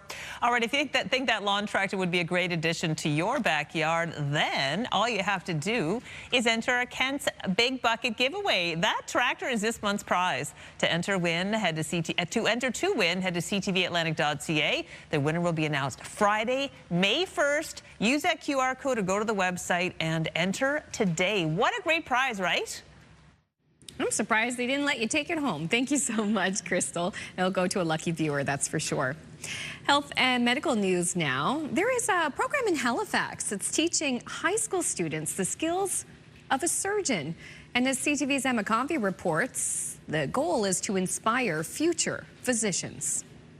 You could be looking at your future doctor, surgeon, or cardiologist. That's us right there. We're suturing, so we're going through the pork. We're sewing through, so it was nice to work with hands-on, something for real. Students 13 to 18 learn and practice surgical skills. It's a course designed to not only inspire interest in medicine, but give kids the opportunity to gain the knowledge and techniques firsthand. Your hands in. It all starts with scrubbing in, to allow them to picture themselves in the role of a surgeon. We teach injections and IVs and phlebotomy. We have airway stuff that we teach and vitals. Today's lesson, suturing and hand tying, led by pediatric cardiac surgeon David Horn, who has volunteered for 2 years with this program. In 15 years, I won't be a surgeon anymore. We need new surgeons to do the work. The more we plant the seed, the earlier we plant the seed, the longer the tree has time to throw roots. And for how tough the training is and how long it takes to do that, you need roots and passion. He says it's an opportunity to expand the medical world to youth who may not have considered medicine. To cut through it like I'm cooking. The program launched fall of 2024.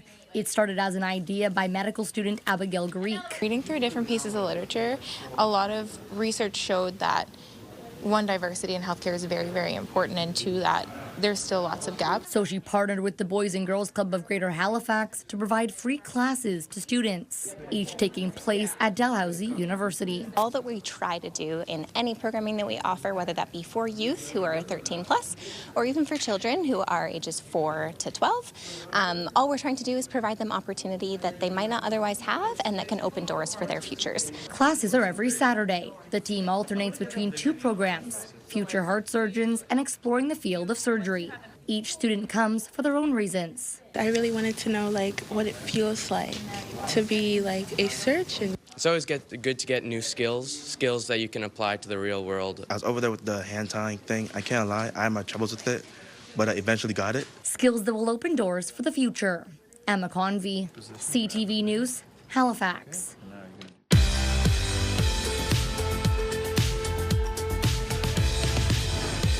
We have no milestones to pass along for you today, but if you'd like to see previously aired milestones or find out how to submit one, visit our website by scanning the QR code on your screen. And a reminder, milestones must be received 2 weeks in advance. All right. Oh, sorry. I just wanted to make a little comment about the Kent tractor. Oh, so when I was a kid, I know, me too. When I grew up on a farm, and before I had my license, we had a really nice little lawn tractor like that, but with the matching wagon. And I used to throw my brother and sister, any other kids from the neighborhood in the back, and I'd just drive along the shoulder of the road with the lawn tractor to town. That's awesome. So your house was the one to be at. Absolutely, absolutely. Just thought I'd share that because we had a little extra time today, and I thought that bringing back the memories. No, that's awesome. I want one now. Yeah, you can't enter the contest either, but somebody out there is going to get super lucky. All right. All right, so we're talking about this story now. A tiny kitten got into a sticky situation recently, but he's okay now, thanks to some very patient volunteers. They had to use a healthy dose of elbow grease and cooking oil to get the job done. ABC's Danny New explains. This 6-week-old kitty looks a lot different than he did earlier this month. He looks fantastic. Yeah, doesn't he look good? He looks great. And here's why we keep saying that. A few weeks ago, he was brought into the Humane Society of North Texas, covered head to paw in some kind of industrial glue. We immediately sprung into action. We didn't even ask questions. We're just like, let's go. Longtime staff member Cassie Davidson tells me a good Samaritan brought in this kitty after finding him in a vat of that viscous adhesive, and the medical staff quickly started trying out different solvents. For some reason, canola oil proved to be the best. Bye, guys. So while slowly feeding him, Cassie says 4 staff members spent 7 hours massaging him with oil and then wrapping him in gauze to let the oil soak into his fur. In those 7 hours, they went through 2 gallons of canola oil. It was very, very labor intensive, but we were committed. And then he started to perk up. As more and more glue was removed, he kind of just found his spark again. Slowly but surely, the team was able to remove most of the glue and get a sense of the rambunctious personality of this kitten, now named Elmer. He has just a little bit of glue left, like on his paw. And now, a few weeks later, Elmer is still getting regular oil baths to remove some leftover spots, although some they're going to just let grow out to protect his skin. Either way, Cassie says he's still going to demand a lot of attention. He still has some abrasions. Anytime you have a hardened, oh yeah, I see he just wants love. I know. If you're wondering, Cassie says Elmer needs to gain a little more weight and get a little older before he can get adopted out. But when the time comes, Cassie says she expects it to be quite easy to get that face adopted. In New York, for ABC News, I'm Danny New. This is the sound of people in our control room Googling how to adopt that cat because he's so cute. So sweet. What a miracle they were able to save him. I know. Thankfully, the glue didn't, damage his skin. Yeah. And what patience. I know. Gosh, massaging for 7 hours. Anyway, looks fluffy and cute and happy now. Yeah, so thank goodness. Honestly, animal rescues, they do so much to take care of animals in need. They do. I've been working with the Nova Scotia SPCA because we adopted those 2 dogs, and I've not ever seen people so dedicated. The people really, really care. Their hearts are in it to win it for sure. Oh, absolutely. Yeah. Shout out to anybody who volunteers to help animals in our region. All right, now we're going to talk about the weather. It is a cooler week ahead. As of right now for New Brunswick, we're looking at a sunny start to the day, then increasing cloudiness, a low chance of isolated showers and or flurries for parts of the province into the afternoon. 6 degrees on Tuesday with mainly sunny skies, and sunshine continues in the forecast on Wednesday.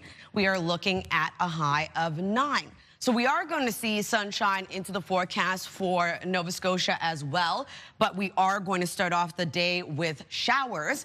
Currently, it's going to be 9 degrees as your daytime high, 6 degrees in Tuesday, looking at a mix of sun and cloud, and sunshine continues on Wednesday. Daytime high remains at 6. Prince Edward Island, 7 degrees. Rain clears out, leaving a mix of sun and cloud into the mid to late afternoon. On Tuesday, cooling down to 2 degrees, but sunshine returns. On Wednesday, sunny skies, warming up just a bit to 5 degrees.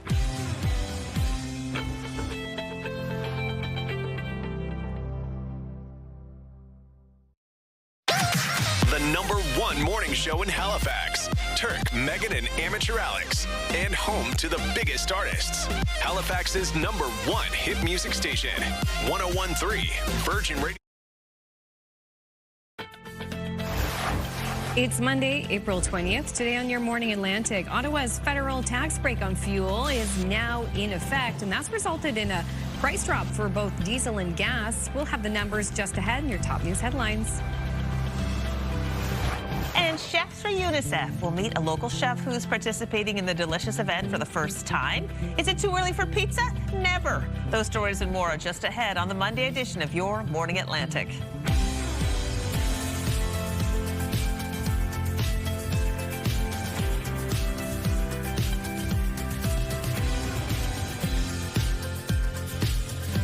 Hey, good morning. We always say good morning, Atlantic Canada. The majority of our viewers are from here, but we do have viewers who tune in from outside the region to keep up with the news inside the region. One viewer texting us this morning saying he watches from Ontario. Get out of town. Yeah. Well, he is out of town. Well, I hope it's okay where he is the person, because flooding is a real issue in many parts of Ontario. Yeah. Other parts of the country too, but really in Ontario right now, there's a big flood watch. It's true. And then we have flood watch underway too for New Brunswick too. We've got details of that coming up on the news. So when we're looking at the forecast, we're certainly thinking, okay, we don't need heavy downpours right now. No, and we're not going to receive that. Just light shower and or rain activity. And they're already beginning to clear out for much of the region, and we will be seeing some sunshine into the afternoon, so not too bad for our forecast today, as you can see over in White Point. We are going to see a cool start to the day. Daytime highs, though, will remain cooler as well, below seasonal for much of the region. So something to keep in mind, layers, because it is also a breezy start to the day. So for our current temperatures, we are seeing 4 degrees in Halifax, 10 in Sydney, 3 degrees starting off your day in Charlottetown, 0 in Fredericton, 9 degrees into St. John's, Newfoundland. Speaking of Newfoundland, we do have a special weather statement currently in effect for Tuesday evening until Thursday. We are expecting some mixed precipitation to move in. For our forecast today, light showers and or rain. That's clearing out already from the Maritime region. We will be seeing some pockets of sunshine into the afternoon. For Newfoundland and Labrador, flurries and or showers expected as well. Over to the wind forecast. It is going to be a bit breezy starting off your day, 43 kilometers per hour in North Cape, 30 into Canso, 33 in Moncton, wind gusts getting up to 43 kilometers per hour in Edmundston, 48 in Yarmouth, 39 in St. John and Greenwood. We'll take another look at your forecast just ahead. First, a look at your local news with Amanda. Thanks, Latavia. New Brunswick EMO's River Watch campaign is past its halfway mark with some warnings to tell you about in the days ahead. EMO says Gagetown is forecast to fall under the criteria for a flood warning today, with Gemseg forecast to be under a flood warning starting Wednesday morning. Other areas like Fredericton, they're under flood advisories right now. The capital city is forecast to move up to a flood watch on Wednesday. Ottawa's federal tax break on fuel is now in effect, meaning gas prices dropped by 11.5 cents overnight and diesel fell by 4.6 cents in all 3 maritime provinces. Here are the numbers, beginning with Nova Scotia. Zone 1, the minimum price for gas now $1.67.2 a litre, and the minimum price for diesel in the Halifax area now $2.06.6. In PEI, the minimum price for gas is now $1.75.3, and diesel on the island now sits at a minimum price of $2.19.5. And in New Brunswick, prices fluctuated all weekend. Now with the federal excise tax gone, the maximum price for gas is $1.72.4, and the maximum price for diesel now $2.10.1. The Premier of New Brunswick is in Ontario for the next 2 days for meetings, which include meetings with the Prime Minister. Premier Susan Holt is scheduled to meet with several federal ministers in both Ottawa and Toronto. The Premier's office says Holt will work to advance the province's role in Canada's defence industrial strategy and major project developments. Holt's office says she will also press for long-term predictable healthcare funding. On the field, very busy weekend for sports in Halifax as one team kicked off their season at home and another was looking to clinch a playoff spot. Here's a ball in and we have ourselves a level game. The Halifax Wanderers welcome fans back for their home opener. They were up against Pacific FC. The Wanderers nearly took home a win, but Pacific scored in the 97th minute to tie the game up 2-2. Still, no losses for the Wanderers this season so far, with 1 win and 2 draws. The team is back home again on Saturday, May 2nd. Clark Peterson, here's a chance. Knox comes in, he scores! Meanwhile, the Halifax Thunderbirds were looking to punch their ticket to the playoffs. The Birds were at home for their final regular season game against the Ottawa Black Bears. The game started out close, but the Birds took a commanding lead, winning 12-6. Halifax will now take on the Vancouver Warriors in the first round of the playoffs. On the ice, Montreal Canadiens fans, they have plenty to cheer about after a thrilling Game 1 win over Tampa on Sunday. But hundreds of Habs supporters in Moncton had even more reason to celebrate over the weekend. One of the greatest goaltenders in Canadiens history, Carey Price, made a special visit to the Hub City, all in support of a good cause. Making an appearance at Casino, New Brunswick, the legendary Montreal Canadiens goalie took the stage with veteran broadcaster Rod Black as part of a fundraiser for the Heart and Stroke Foundation of New Brunswick. Big crowd there. Price signed autographs, posed for photos, and also mingled with fans of all ages. The event also raised thousands of dollars to support life-saving research and education. And the people that It is a magical event because we have so many wonderful donors here in New Brunswick that really support our cause, but because we also have people like Carey Price that want to go above and beyond to help charities like ours make a difference. And it's been phenomenal building a relationship with him and seeing how he interacts with people all throughout New Brunswick. I've had the opportunity to see him at these events, but I've also seen him behind the scenes, and he's just a class act. Yeah, they're everywhere, and everyone's the biggest fan in the world. So yeah, I'm just grateful to be able to spend time with people that are just genuinely happy to see you. Oh, it's unbelievable. He's always been my hero growing up, so I watched him on TV a lot of times, and I never thought I'd get the chance to meet him, so it's unreal. You know what happens now, right? What? You can never take this equipment off. Oh, I know. I was sleeping it. I never watched it. I'm gonna sleep it. Oh, look at that. That's awesome. It's the second straight year that Price helped out for Heart and Stroke. And if you missed it and you're thinking, I'd love to see Carey Price, Price will also be holding another In the Crease event. That's what they call it. May 21st, also in Moncton, with another recently retired goalie, Marc-Andre Fleury.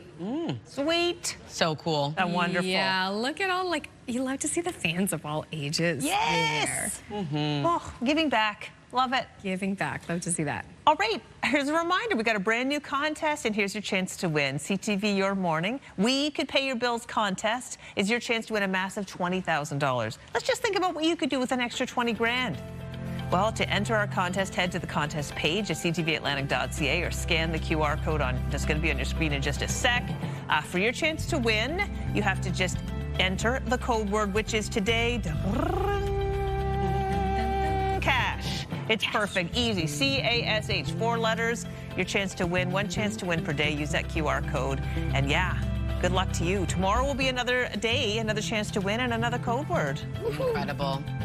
So many good contests to tell you about. All right, another break on this Monday. Lots more to come still ahead. I'll have your national and international news headlines. It's also our first, also we'll have the Monday look at the forecast. It is a Monday morning. Yeah, it is. It is. It is. It is. Ooh, the sun's starting to shine. Yay! Looking nice there in Uptown St. John this morning. The TV has more details on the daily highs right after this.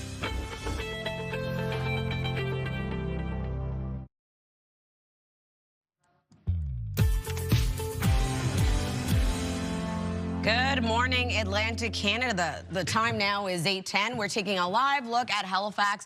3 degrees starting off your day. Very cloudy early this morning. Looks like showers have now ended. We will be seeing some sunny breaks into the late afternoon.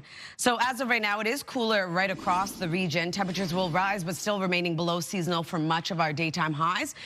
As of right now, 1 degree in Fredericton, with 3 degrees in Charlottetown, 10 degrees in Sydney and St. John's, Newfoundland. Over to the special weather statement currently in effect for much of Newfoundland. This is for Tuesday evening until Thursday. Expecting significant snow, ice pellets at around 10 to 25 centimeters. Freezing rain will range from 10 to 20 millimeters. Over to our forecast, we are going to see rain and or showers early this morning for parts of the Maritime region. That will clear out into the late afternoon, leaving some sunshine. For Labrador, looking at flurries and or showers, Newfoundland showers and or drizzle. We will start to see that system break down as well into the mid to late afternoon. Still holding on to some shower activity into the afternoon, though. Showers and or flurries expected, low chance for central and southern New Brunswick. And into the evening hours, we do have some shower activity still remaining for parts of New Brunswick and parts of Newfoundland, but that will clear out into early Tuesday morning as we are going to see another sunny day ahead. If you're wondering about snowfall totals, only seeing 2 to 5 centimeters across parts of Labrador. And then for our rainfall outlook, 2 to 5 millimeters expected for Cape Breton Island, parts of Labrador and Newfoundland as well. For a forecast today for New Brunswick, daytime highs will range from 0 to 9. A sunny start to your day, low chance of some isolated showers and or flurries into the afternoon, wind gusts of 40. For Prince Edward Island, highs between 4 to 8 degrees today. Rain will clear out, seeing sunshine into the afternoon, wind gusts of 50. For Cape Breton, eastern Nova Scotia, pretty much the same. Precipitation starts off your day, that will clear out, leaving mainly cloudy skies. Daytime highs will range from 2 to 11 degrees. And then for the rest of Nova Scotia, daytime highs between 7 to 11. Showers start off the day clears out into the late afternoon, seeing some sunshine return. Labrador City, a high of -9. Flurries clear, leaving a mix of sun and cloud. 9 degrees for St. John's, Newfoundland, looking at showers and or drizzle throughout your day. Another cooler day ahead for the Maritime region into our forecast for Tuesday. We are going to see some sunshine return yet again. Some flurries hold on to parts of Labrador. Newfoundland looking at some shower activity. And then into Wednesday's forecast, another sunny day ahead for all 3 maritime provinces. Temperatures rise but remain below seasonal for much of the region. And we do have that system making its way over to Newfoundland, bringing snow, ice pellets, and freezing rain.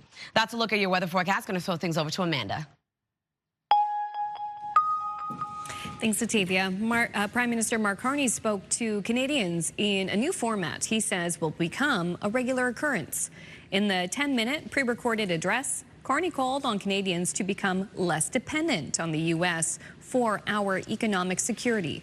CTV's Graham Richardson has more on the message and the response from critics. It's a direct address to Canadians shot at a home in suburban Ottawa, with Mark Carney spending a lot of time on how the United States has turned away from free trade and what that means for Canada. Many of our former strengths, based on our close ties to America, have become our weaknesses, weaknesses that we must correct. The U.S. has changed, and we must respond. Pictures of his China and India trips front and center, suggestions that conservatives are too optimistic about changes in America. There are some who say there's no need for a comprehensive plan. They believe we should wait it out in the hope that the United States will return to normal, that the good old days will come back. Conservatives dismissed all of this as more of the same.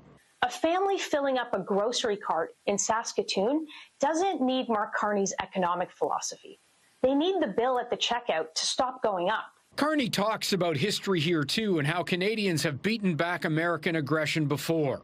Featuring a small statue of Isaac Brock, he keeps in his office a gift from comedian Mike Myers. Brock was a hero who fought and gave his life for our forebears in the War of 1812. This address was not designed for a soft, comforting message. There was an effort to offer people reassurance in this message, but much of it was stark.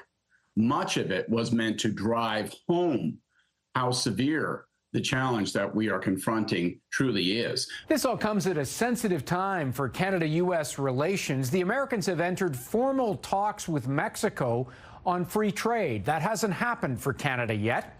And although this address was aimed at a domestic Canadian audience, government officials will be watching to see if there's any reaction from U.S. President Donald Trump. CTV's Graham Richardson reporting in Ottawa. The climbing price of fuel is driving up transportation and shipping expenses, with some craft brewers in Nova Scotia saying it's putting their business at risk. CTV's Paul Hollingsworth has more on what they're doing to keep from passing those extra costs on to customers. At this Dartmouth-based craft brewery, the surging price of fuel has increased expenses and is taking a major bite out of their bottom line. Shipments of the U.S. are cans coming in. We're seeing quite a bit, a couple $100 a truckload. Locally, we're seeing small increases, but they all add up over a period of time. Danny O'Hearn and his staff are scrambling to trim other expenses to offset the climbing cost. We decide to look for the savings within. This craft brewery has been in business for 10 years.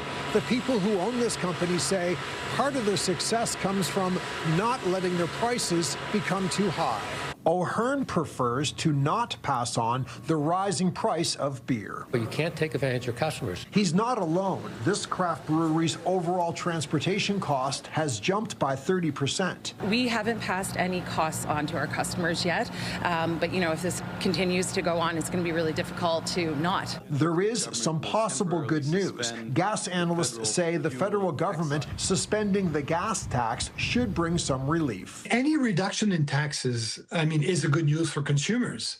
We know consumers, depending which cities you're talking in Canada, consumers pay up to 7 taxes at the pump. As Meg Brennan waits for fuel prices to drop, she's also changing some marketing strategies and targeting new customers. We're looking at working smarter, not harder. Which she hopes will reduce the price of the high cost of fuel that is spilling into the craft beer industry. Paul Hollingsworth, CTV News, Dartmouth, Nova Scotia. Thank you, Paul. Coming up next, we'll get details on chefs for UNICEF and also make a pizza in the process. That segment coming up on the other side of this break. Please stay with us.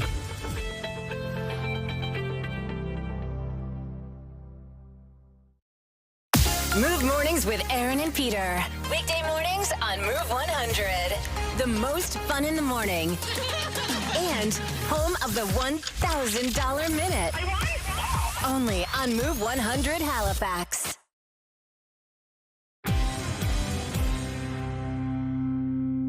We are here at Lupiku in downtown Halifax, and we're joined by Matt Wallet as well as Chef Cedric Tulip. Thank you so much for having us today. Thank you for coming. Why are we here today, Matt? We're here for a very important cause that Halifax has been involved in with the last 34 years. It's to help UNICEF in raising much needed funds for children all over the world through a fundraiser that is held with 12 chefs with some of the greatest food we can have. Cedric, pizza, obviously the greatest food we can have. Why are you involved? And talk us through how you became a pizza chef in Halifax coming from France. So that's a long story. So, the short answer is I was looking, I knew I was going to be in the food industry for the rest of my life. It took me like 10, 12 years to figure out the specialty I wanted to dive in. And during a trip to Rome, I attended the World Championship, just to look at it, not to participate. When I noticed the level and the quality of the craftsmanship there, I say, okay, that's what I want to do. You are one of the most famous restaurants in Halifax. Why is it so important for you to be involved in Chefs for UNICEF?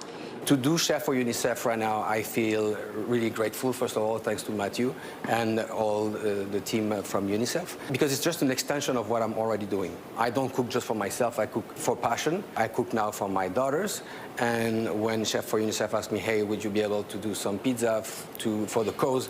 All in. I love it. Yeah. Okay, give us the dirty details of what people need to know, where they can get tickets, and what the money goes towards. So unfortunately for this year, it's sold out, but the event is always at the end of April. You can get your tickets online or on the UNICEF website. What people can expect is 12 food stations from chefs that are well known, not just locally, not just provincially, but internationally. And it's a little bit of everything. It's a little bit of food that maybe you wouldn't dare to try usually, but kind of expand your horizon.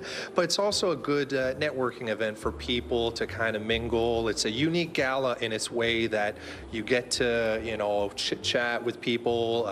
It's where the business community, the culinary scene kind of all get together to have a great night and raise a lot of money for a great cause. Well, I got to learn some pizza making tips, and so I think I'm going to be one of the next chefs at UNICEF next year. Definitely. We are expecting you next year. Of course, if you want to try some of this delicious pizza, you can come down to Lupiku, and we've also linked Chefs to UNICEF to our website. Thank you so much for having us today. Thank you. Thank you. Taking a look at our 3-day forecast, starting off in New Brunswick, sunshine starts off the day and then seeing a low chance of showers and or flurries into the afternoon, a high of 7. 6 degrees on Tuesday with mainly sunny skies, and sunshine remains in the forecast for Wednesday, warming up to 9. For Nova Scotia, 9 degrees today, showers clear, leaving sunshine into the late afternoon. 6 degrees on Tuesday with a mix of sun and cloud. On Wednesday, we see a daytime high yet again of 6 degrees and a mix of sun and cloud. For Prince Edward Island, looking at rain starting off the day, that will clear into the late afternoon, leaving a mix of sun and cloud with a high of 7. Cooling down on Tuesday, 2 degrees with a mix of sun and cloud across the island. 5 degrees on Wednesday with sunny skies.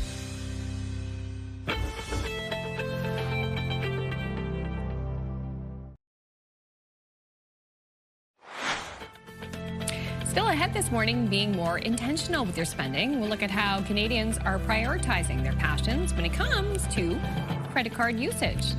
It's just ahead in the last 30 minutes of Your Morning Atlantic.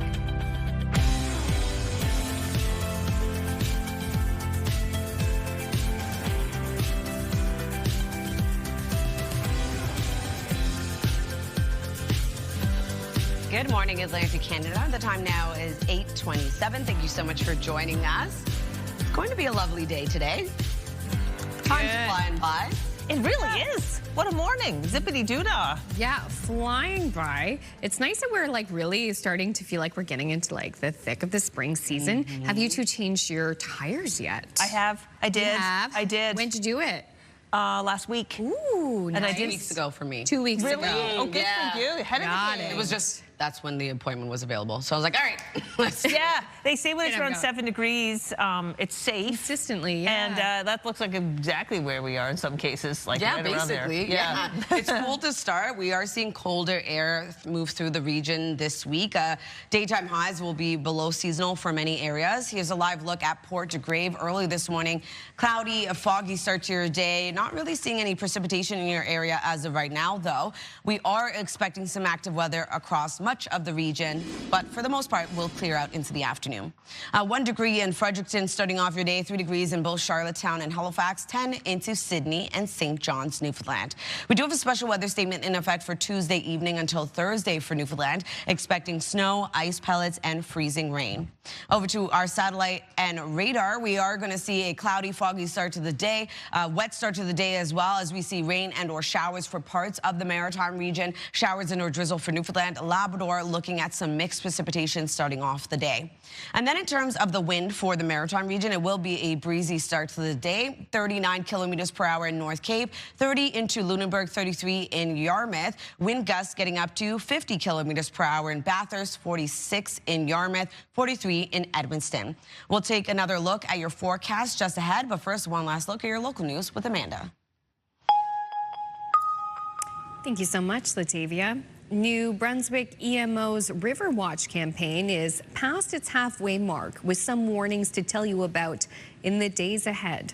EMO says Gagetown is forecast to fall under the criteria for a flood warning today, with Gemseg forecast to be under a flood warning starting Wednesday morning.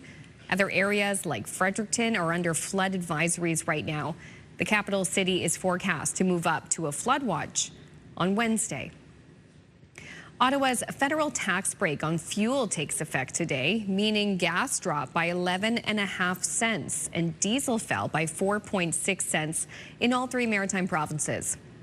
In Nova Scotia Zone 1, that means the minimum price for gas is now $1.67.2 a litre, and the minimum price for diesel in the Halifax area now $2.06.6 a litre. In Prince Edward Island, the minimum price for gas is now $1.75.3, and diesel on the island now sits at a minimum price of $2.19.5. In New Brunswick, prices fluctuated throughout the weekend. With the federal excise tax gone, the maximum price for gas is $1.72.4, and the maximum price for diesel now $2.10.1 a litre. A building in downtown Halifax was damaged after an unmanned bus crashed into a tree, which then collapsed onto the building. The single vehicle collision happened Friday around 6:30 p.m. Police say the Halifax Transit driver reported that the bus was out of service with no passengers and had been parked on Reconciliation Way prior to the crash. The driver told police he was outside of the vehicle at the time and reached inside to turn off the engine, which is when the bus began rolling toward Upper Water Street.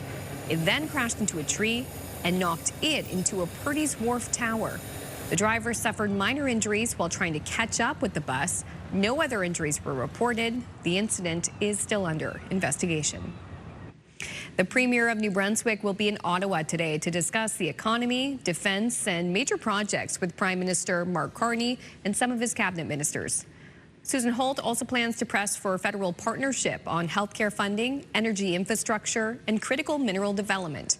Last year, Ottawa's new major projects office selected a proposed tungsten mine in Sissenbrook as a development it could help fast-track as a benefit to the national economy. Finally, crowds of people lined up outside of independent record stores over the weekend trying to get their hands on limited edition vinyl. Record Store Day was Saturday. It's always come up with lineups, but this year CTV's Emma Convey spoke with store owners about the growing interest and demand for physical records. This line is much shorter than it was hours ago, with Maritimers lining up outside this record store downtown Halifax long before sunup. Some waiting 7 hours. This location is started at 2 a.m., but at the Bedford shop, 10 p.m. This is Record Store Day, an international date to celebrate independent record stores.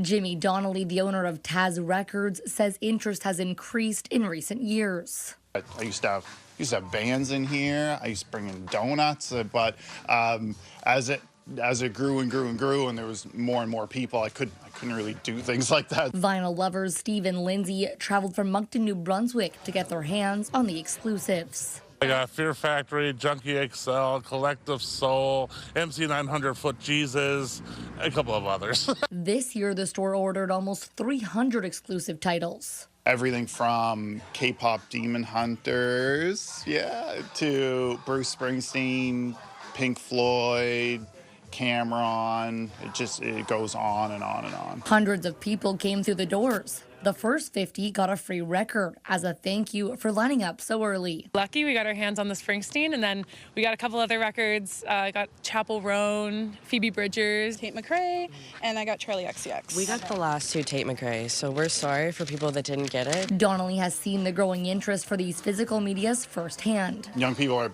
particularly buying more cassettes and CDs, which is nice. Everyone has their own reasons for collecting. Children of the generation of vinyl. Yeah, I used to work at a record store back in the day, so I've been collecting since literally since 98, 99. My dad's a big collector as well, but we do, when we're at home, we put it on. It always sounds better on vinyl. Do like vinyl. I think it's a more authentic experience listening to music. Remaining stock is on their website, and orders come from all over. Emma Convey, CTV News, Halifax.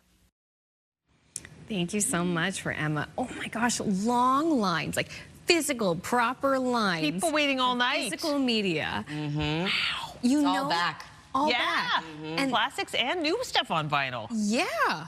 Absolutely. And imagine the conversations that those people had, because you are among your people, right? If you're waiting in a line like that overnight for physical records, awesome. I hope you found what you were looking for. Mm-hmm. Well, absolutely. This next story, these people definitely have listened to some vinyl in their day, maybe even like a Victrola, all right? We love milestones in our show, but this one isn't local, but it's a very sweet love story. She was the most beautiful girl in the class. He was such a nice-looking fellow and so kind. George and Karina from Buffalo, and they're both turning 100 this year.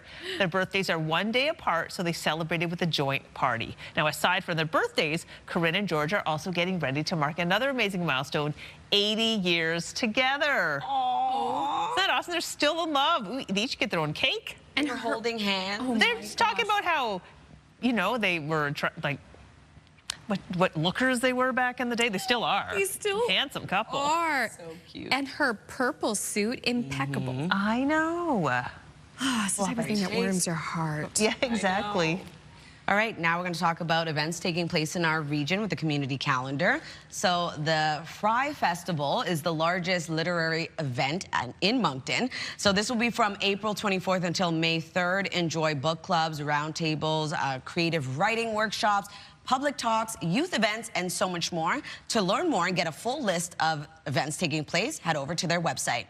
And a seed planting workshop will be held in Charlottetown this evening. Buds and Suds is a collaboration with the Burley Farm and Fusion Charlottetown. They will host the event, helping you get your garden potted up.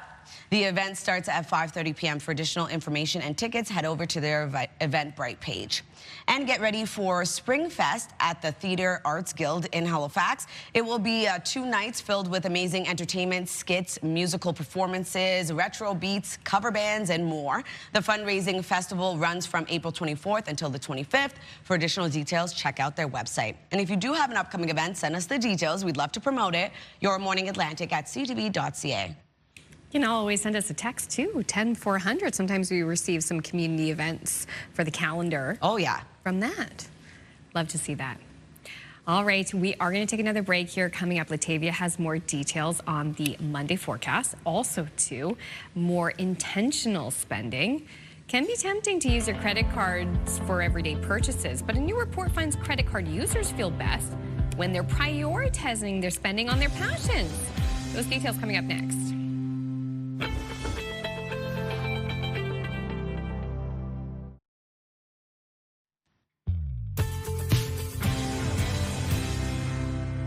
Good morning and welcome back. The time now is 8:40. We're taking a live look at Wentworth.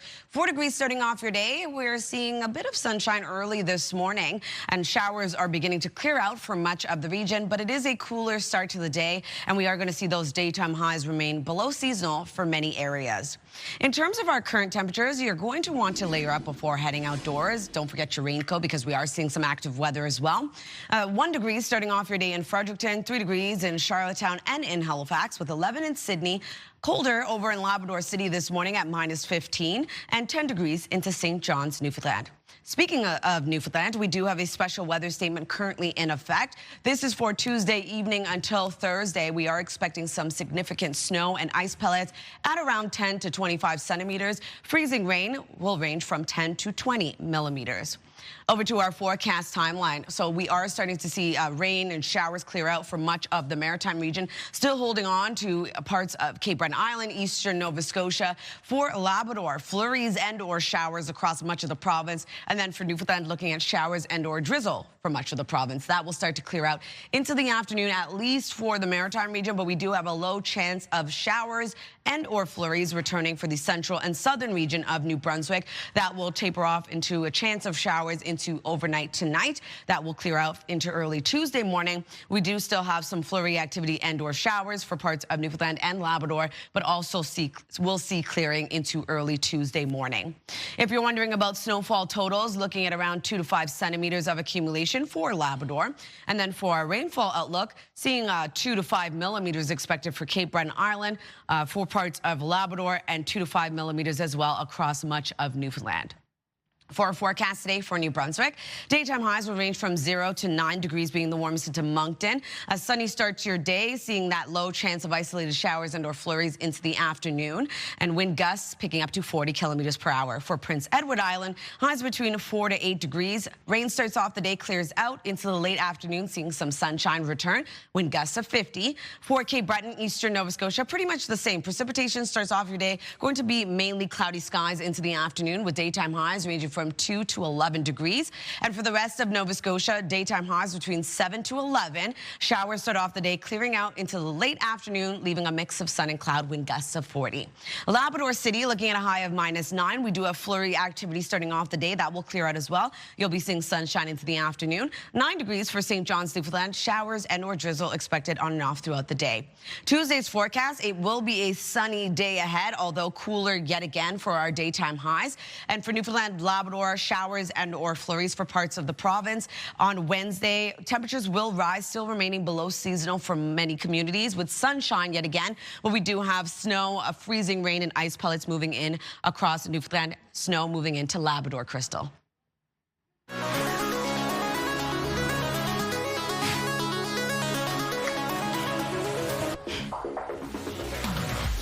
Basketball dreams are being made a little more attainable for some university players around here.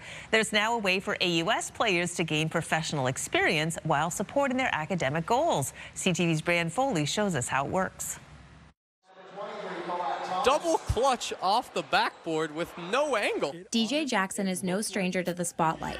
The reigning AUS men's basketball MVP will be playing his second season in the Canadian Elite Basketball League this summer. I feel like it's a great experience being in that pro environment, like I said. So just going to my senior year, just continue to be confident, because obviously the goal is to get a white hat AUS championship, which I need. Playing in a pro league through the summer allows him to grow his game, but also continue his education at St. FX and elevate basketball in the East. I feel like AUS is the best conference in Canada, so I feel like if we got great players here, it just shows that like it's not just the OUA or out West, but I feel like here out East, like there's high-level competition. For the student athletes, it's really exciting. It's an opportunity for them to extend their seasons and get to play at a professional level.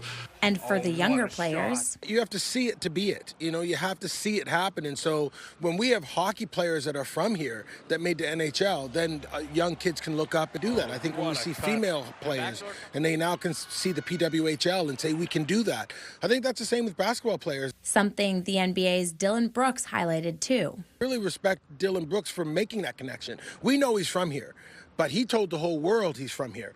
And so that makes a kid from East Preston or a kid from Halifax or North Preston look and go, wow, you know, we could do that. Seeing Edinburgh's doing what he's doing to the NBA, it just shows the sky's the limit. There were 5 players from AUS that were signed to 1-year developmental contracts with the CEBL on Wednesday, of 20 U-Sport players. Play in front of thousands of people at a very high level with other professional athletes, and they bring, you know, they improve over the summer, and they bring all those talents back to the AUS and to the U-Sport system as a whole. Confident, grateful that I get to play summer basketball and go back for a great fun season. So it just shows that the future's bright. Brianne Foley, CTV News, Halifax. Thank you, Brianne. Now, a new report from MasterCard says 73% of cardholders feel their best when spending on their passions. Joining us now is consumer and travel contributor Barry Choi with more on what Canadians are prioritizing, and how you can be more intentional with your spending. Good morning, Barry.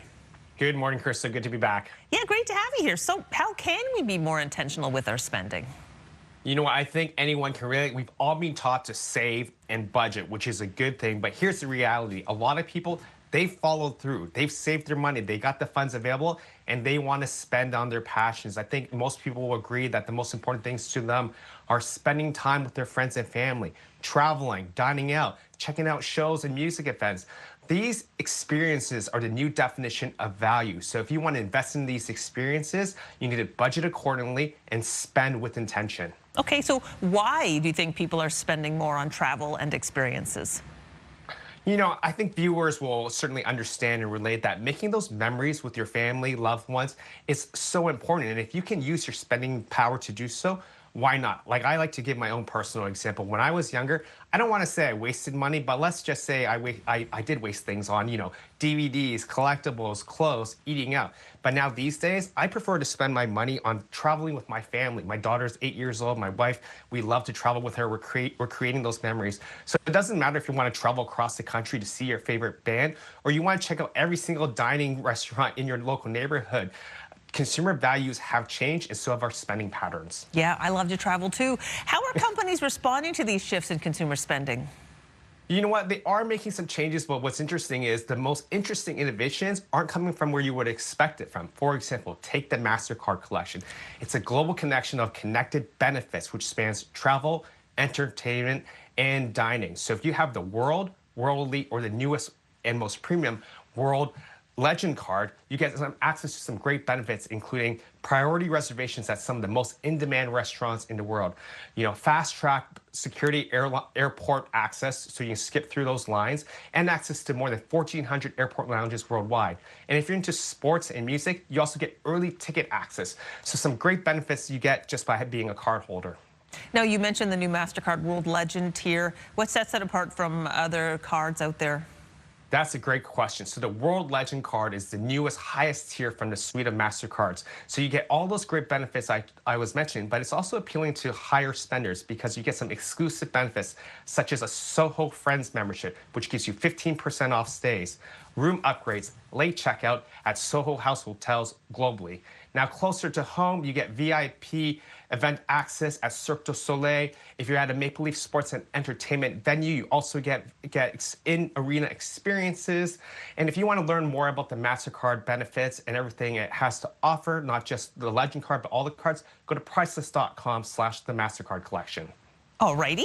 So I'm curious, what kinds of experiences are people splurging on right now?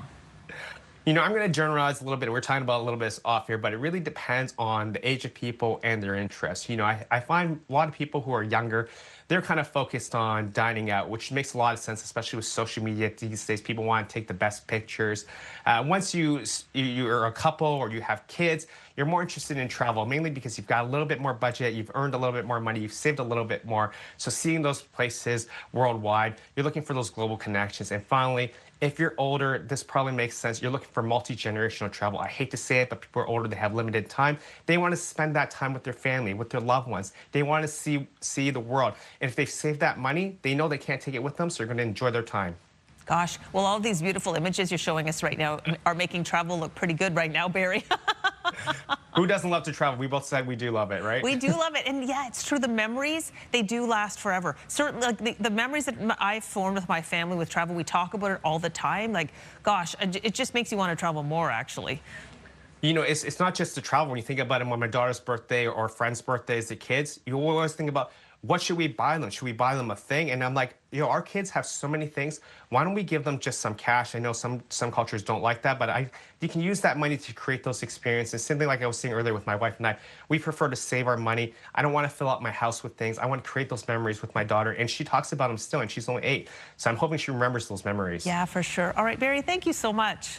No problem, Crystal, anytime. That was our travel and consumer contributor, Barry Choi. All right, it is time to take a break. We will be back to wrap up the show right after this.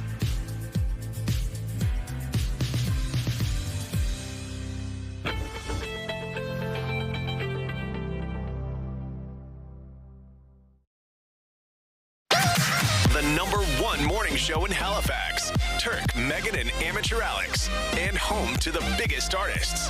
Halifax's #1 hit music station. 101.3 Virgin Radio. Hey, welcome back. We've reached the end of the show, and we love to share your answers to the Move Morning Chat, because we were talking about what's something that you really miss when it comes to food or drink, especially something that you had a kid and they just don't make them anymore. Yeah. They don't make them the same way. Here's what you had to say. Lisa from Linnessee says, I miss Bar 6. Okay, what's Bar 6? So good. I need to know more about this. I know. The good chocolate I'm bar. Googling it right now. Krista's going to look up Bar 6. I wonder if it's the one, like the one with all the different flavors. I will see this. Ooh, maybe 6 different flavors. Yeah. Mark says Cracker Jack. Oh, yeah. That was a big one. That's fun. Do they still have that? I think they do.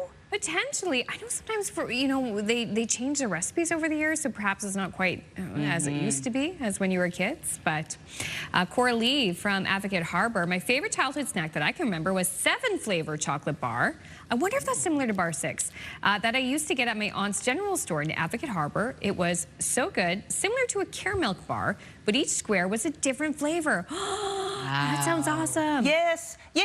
That's what I'm talking about. It was called the Treasure Chest or something like that. It had all the different flavors. It was fun. Each one was like, one's caramel, one's mint, da-da-da. Okay, the Bar 6 is a Cadbury product.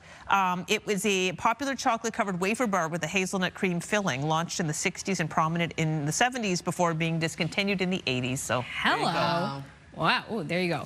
Also, too, Coralie says the little slush cups with the wooden spoon. You could scrape off the slush and eat it right off the spoon. Great. Yes. Yeah, takes you back in time. Next up, we have Lynn, who says, I remember as a child the Iceman delivering ice for the ice box. I was always amazed to see him coming with the giant pliers as it was holding the block of ice. My mother would prepare the hay so you could sit the ice on it. What? Wow. I want to know more. Yeah, that's so cool. Take me back in time. That sounds so cool. Dawn from Cole Harbor, it's not a snack, but I wish they would bring it back so bad. Strawberry shortcake cereal. I can still smell and taste it. Was my fave. Ooh, I've never had it, but I bet it'd be delicious. It probably would be really nice. Samantha. This one's me too. Oh, the So Delicious? Yes. So Delicious from Samantha in Tuscot. One of my favorite treats was Betty Crocker's bottle-shaped gummies that tingled like soda, available in root beer, orange, and cherry. Root beer is my favorite. I can't believe they don't have this anymore. They were so amazing. I remember I used to bite the top off like I was taking the lid off. Yes. So Delicious are great. I thought they still had this. Oh, bummer. Yeah, maybe you'll still find it around. Angela from Halifax was mini sip juice bags. Oh my Red gosh. was the best. Great for Halloween too. They really weighed down your Halloween bag. Totally. You just poke the straw in there. That was satisfying. Charlene, West Pubnico. Squeeze the snack cheese. Oh yeah, squeeze cheese. Wow. Classic. Oh my gosh, bringing us back. These are good ones, yeah. Oh my gosh. Well, thank you so much for joining us today. We got the week off to a great start. Join us tomorrow. More contests, more fun. 6 a.m. it all begins.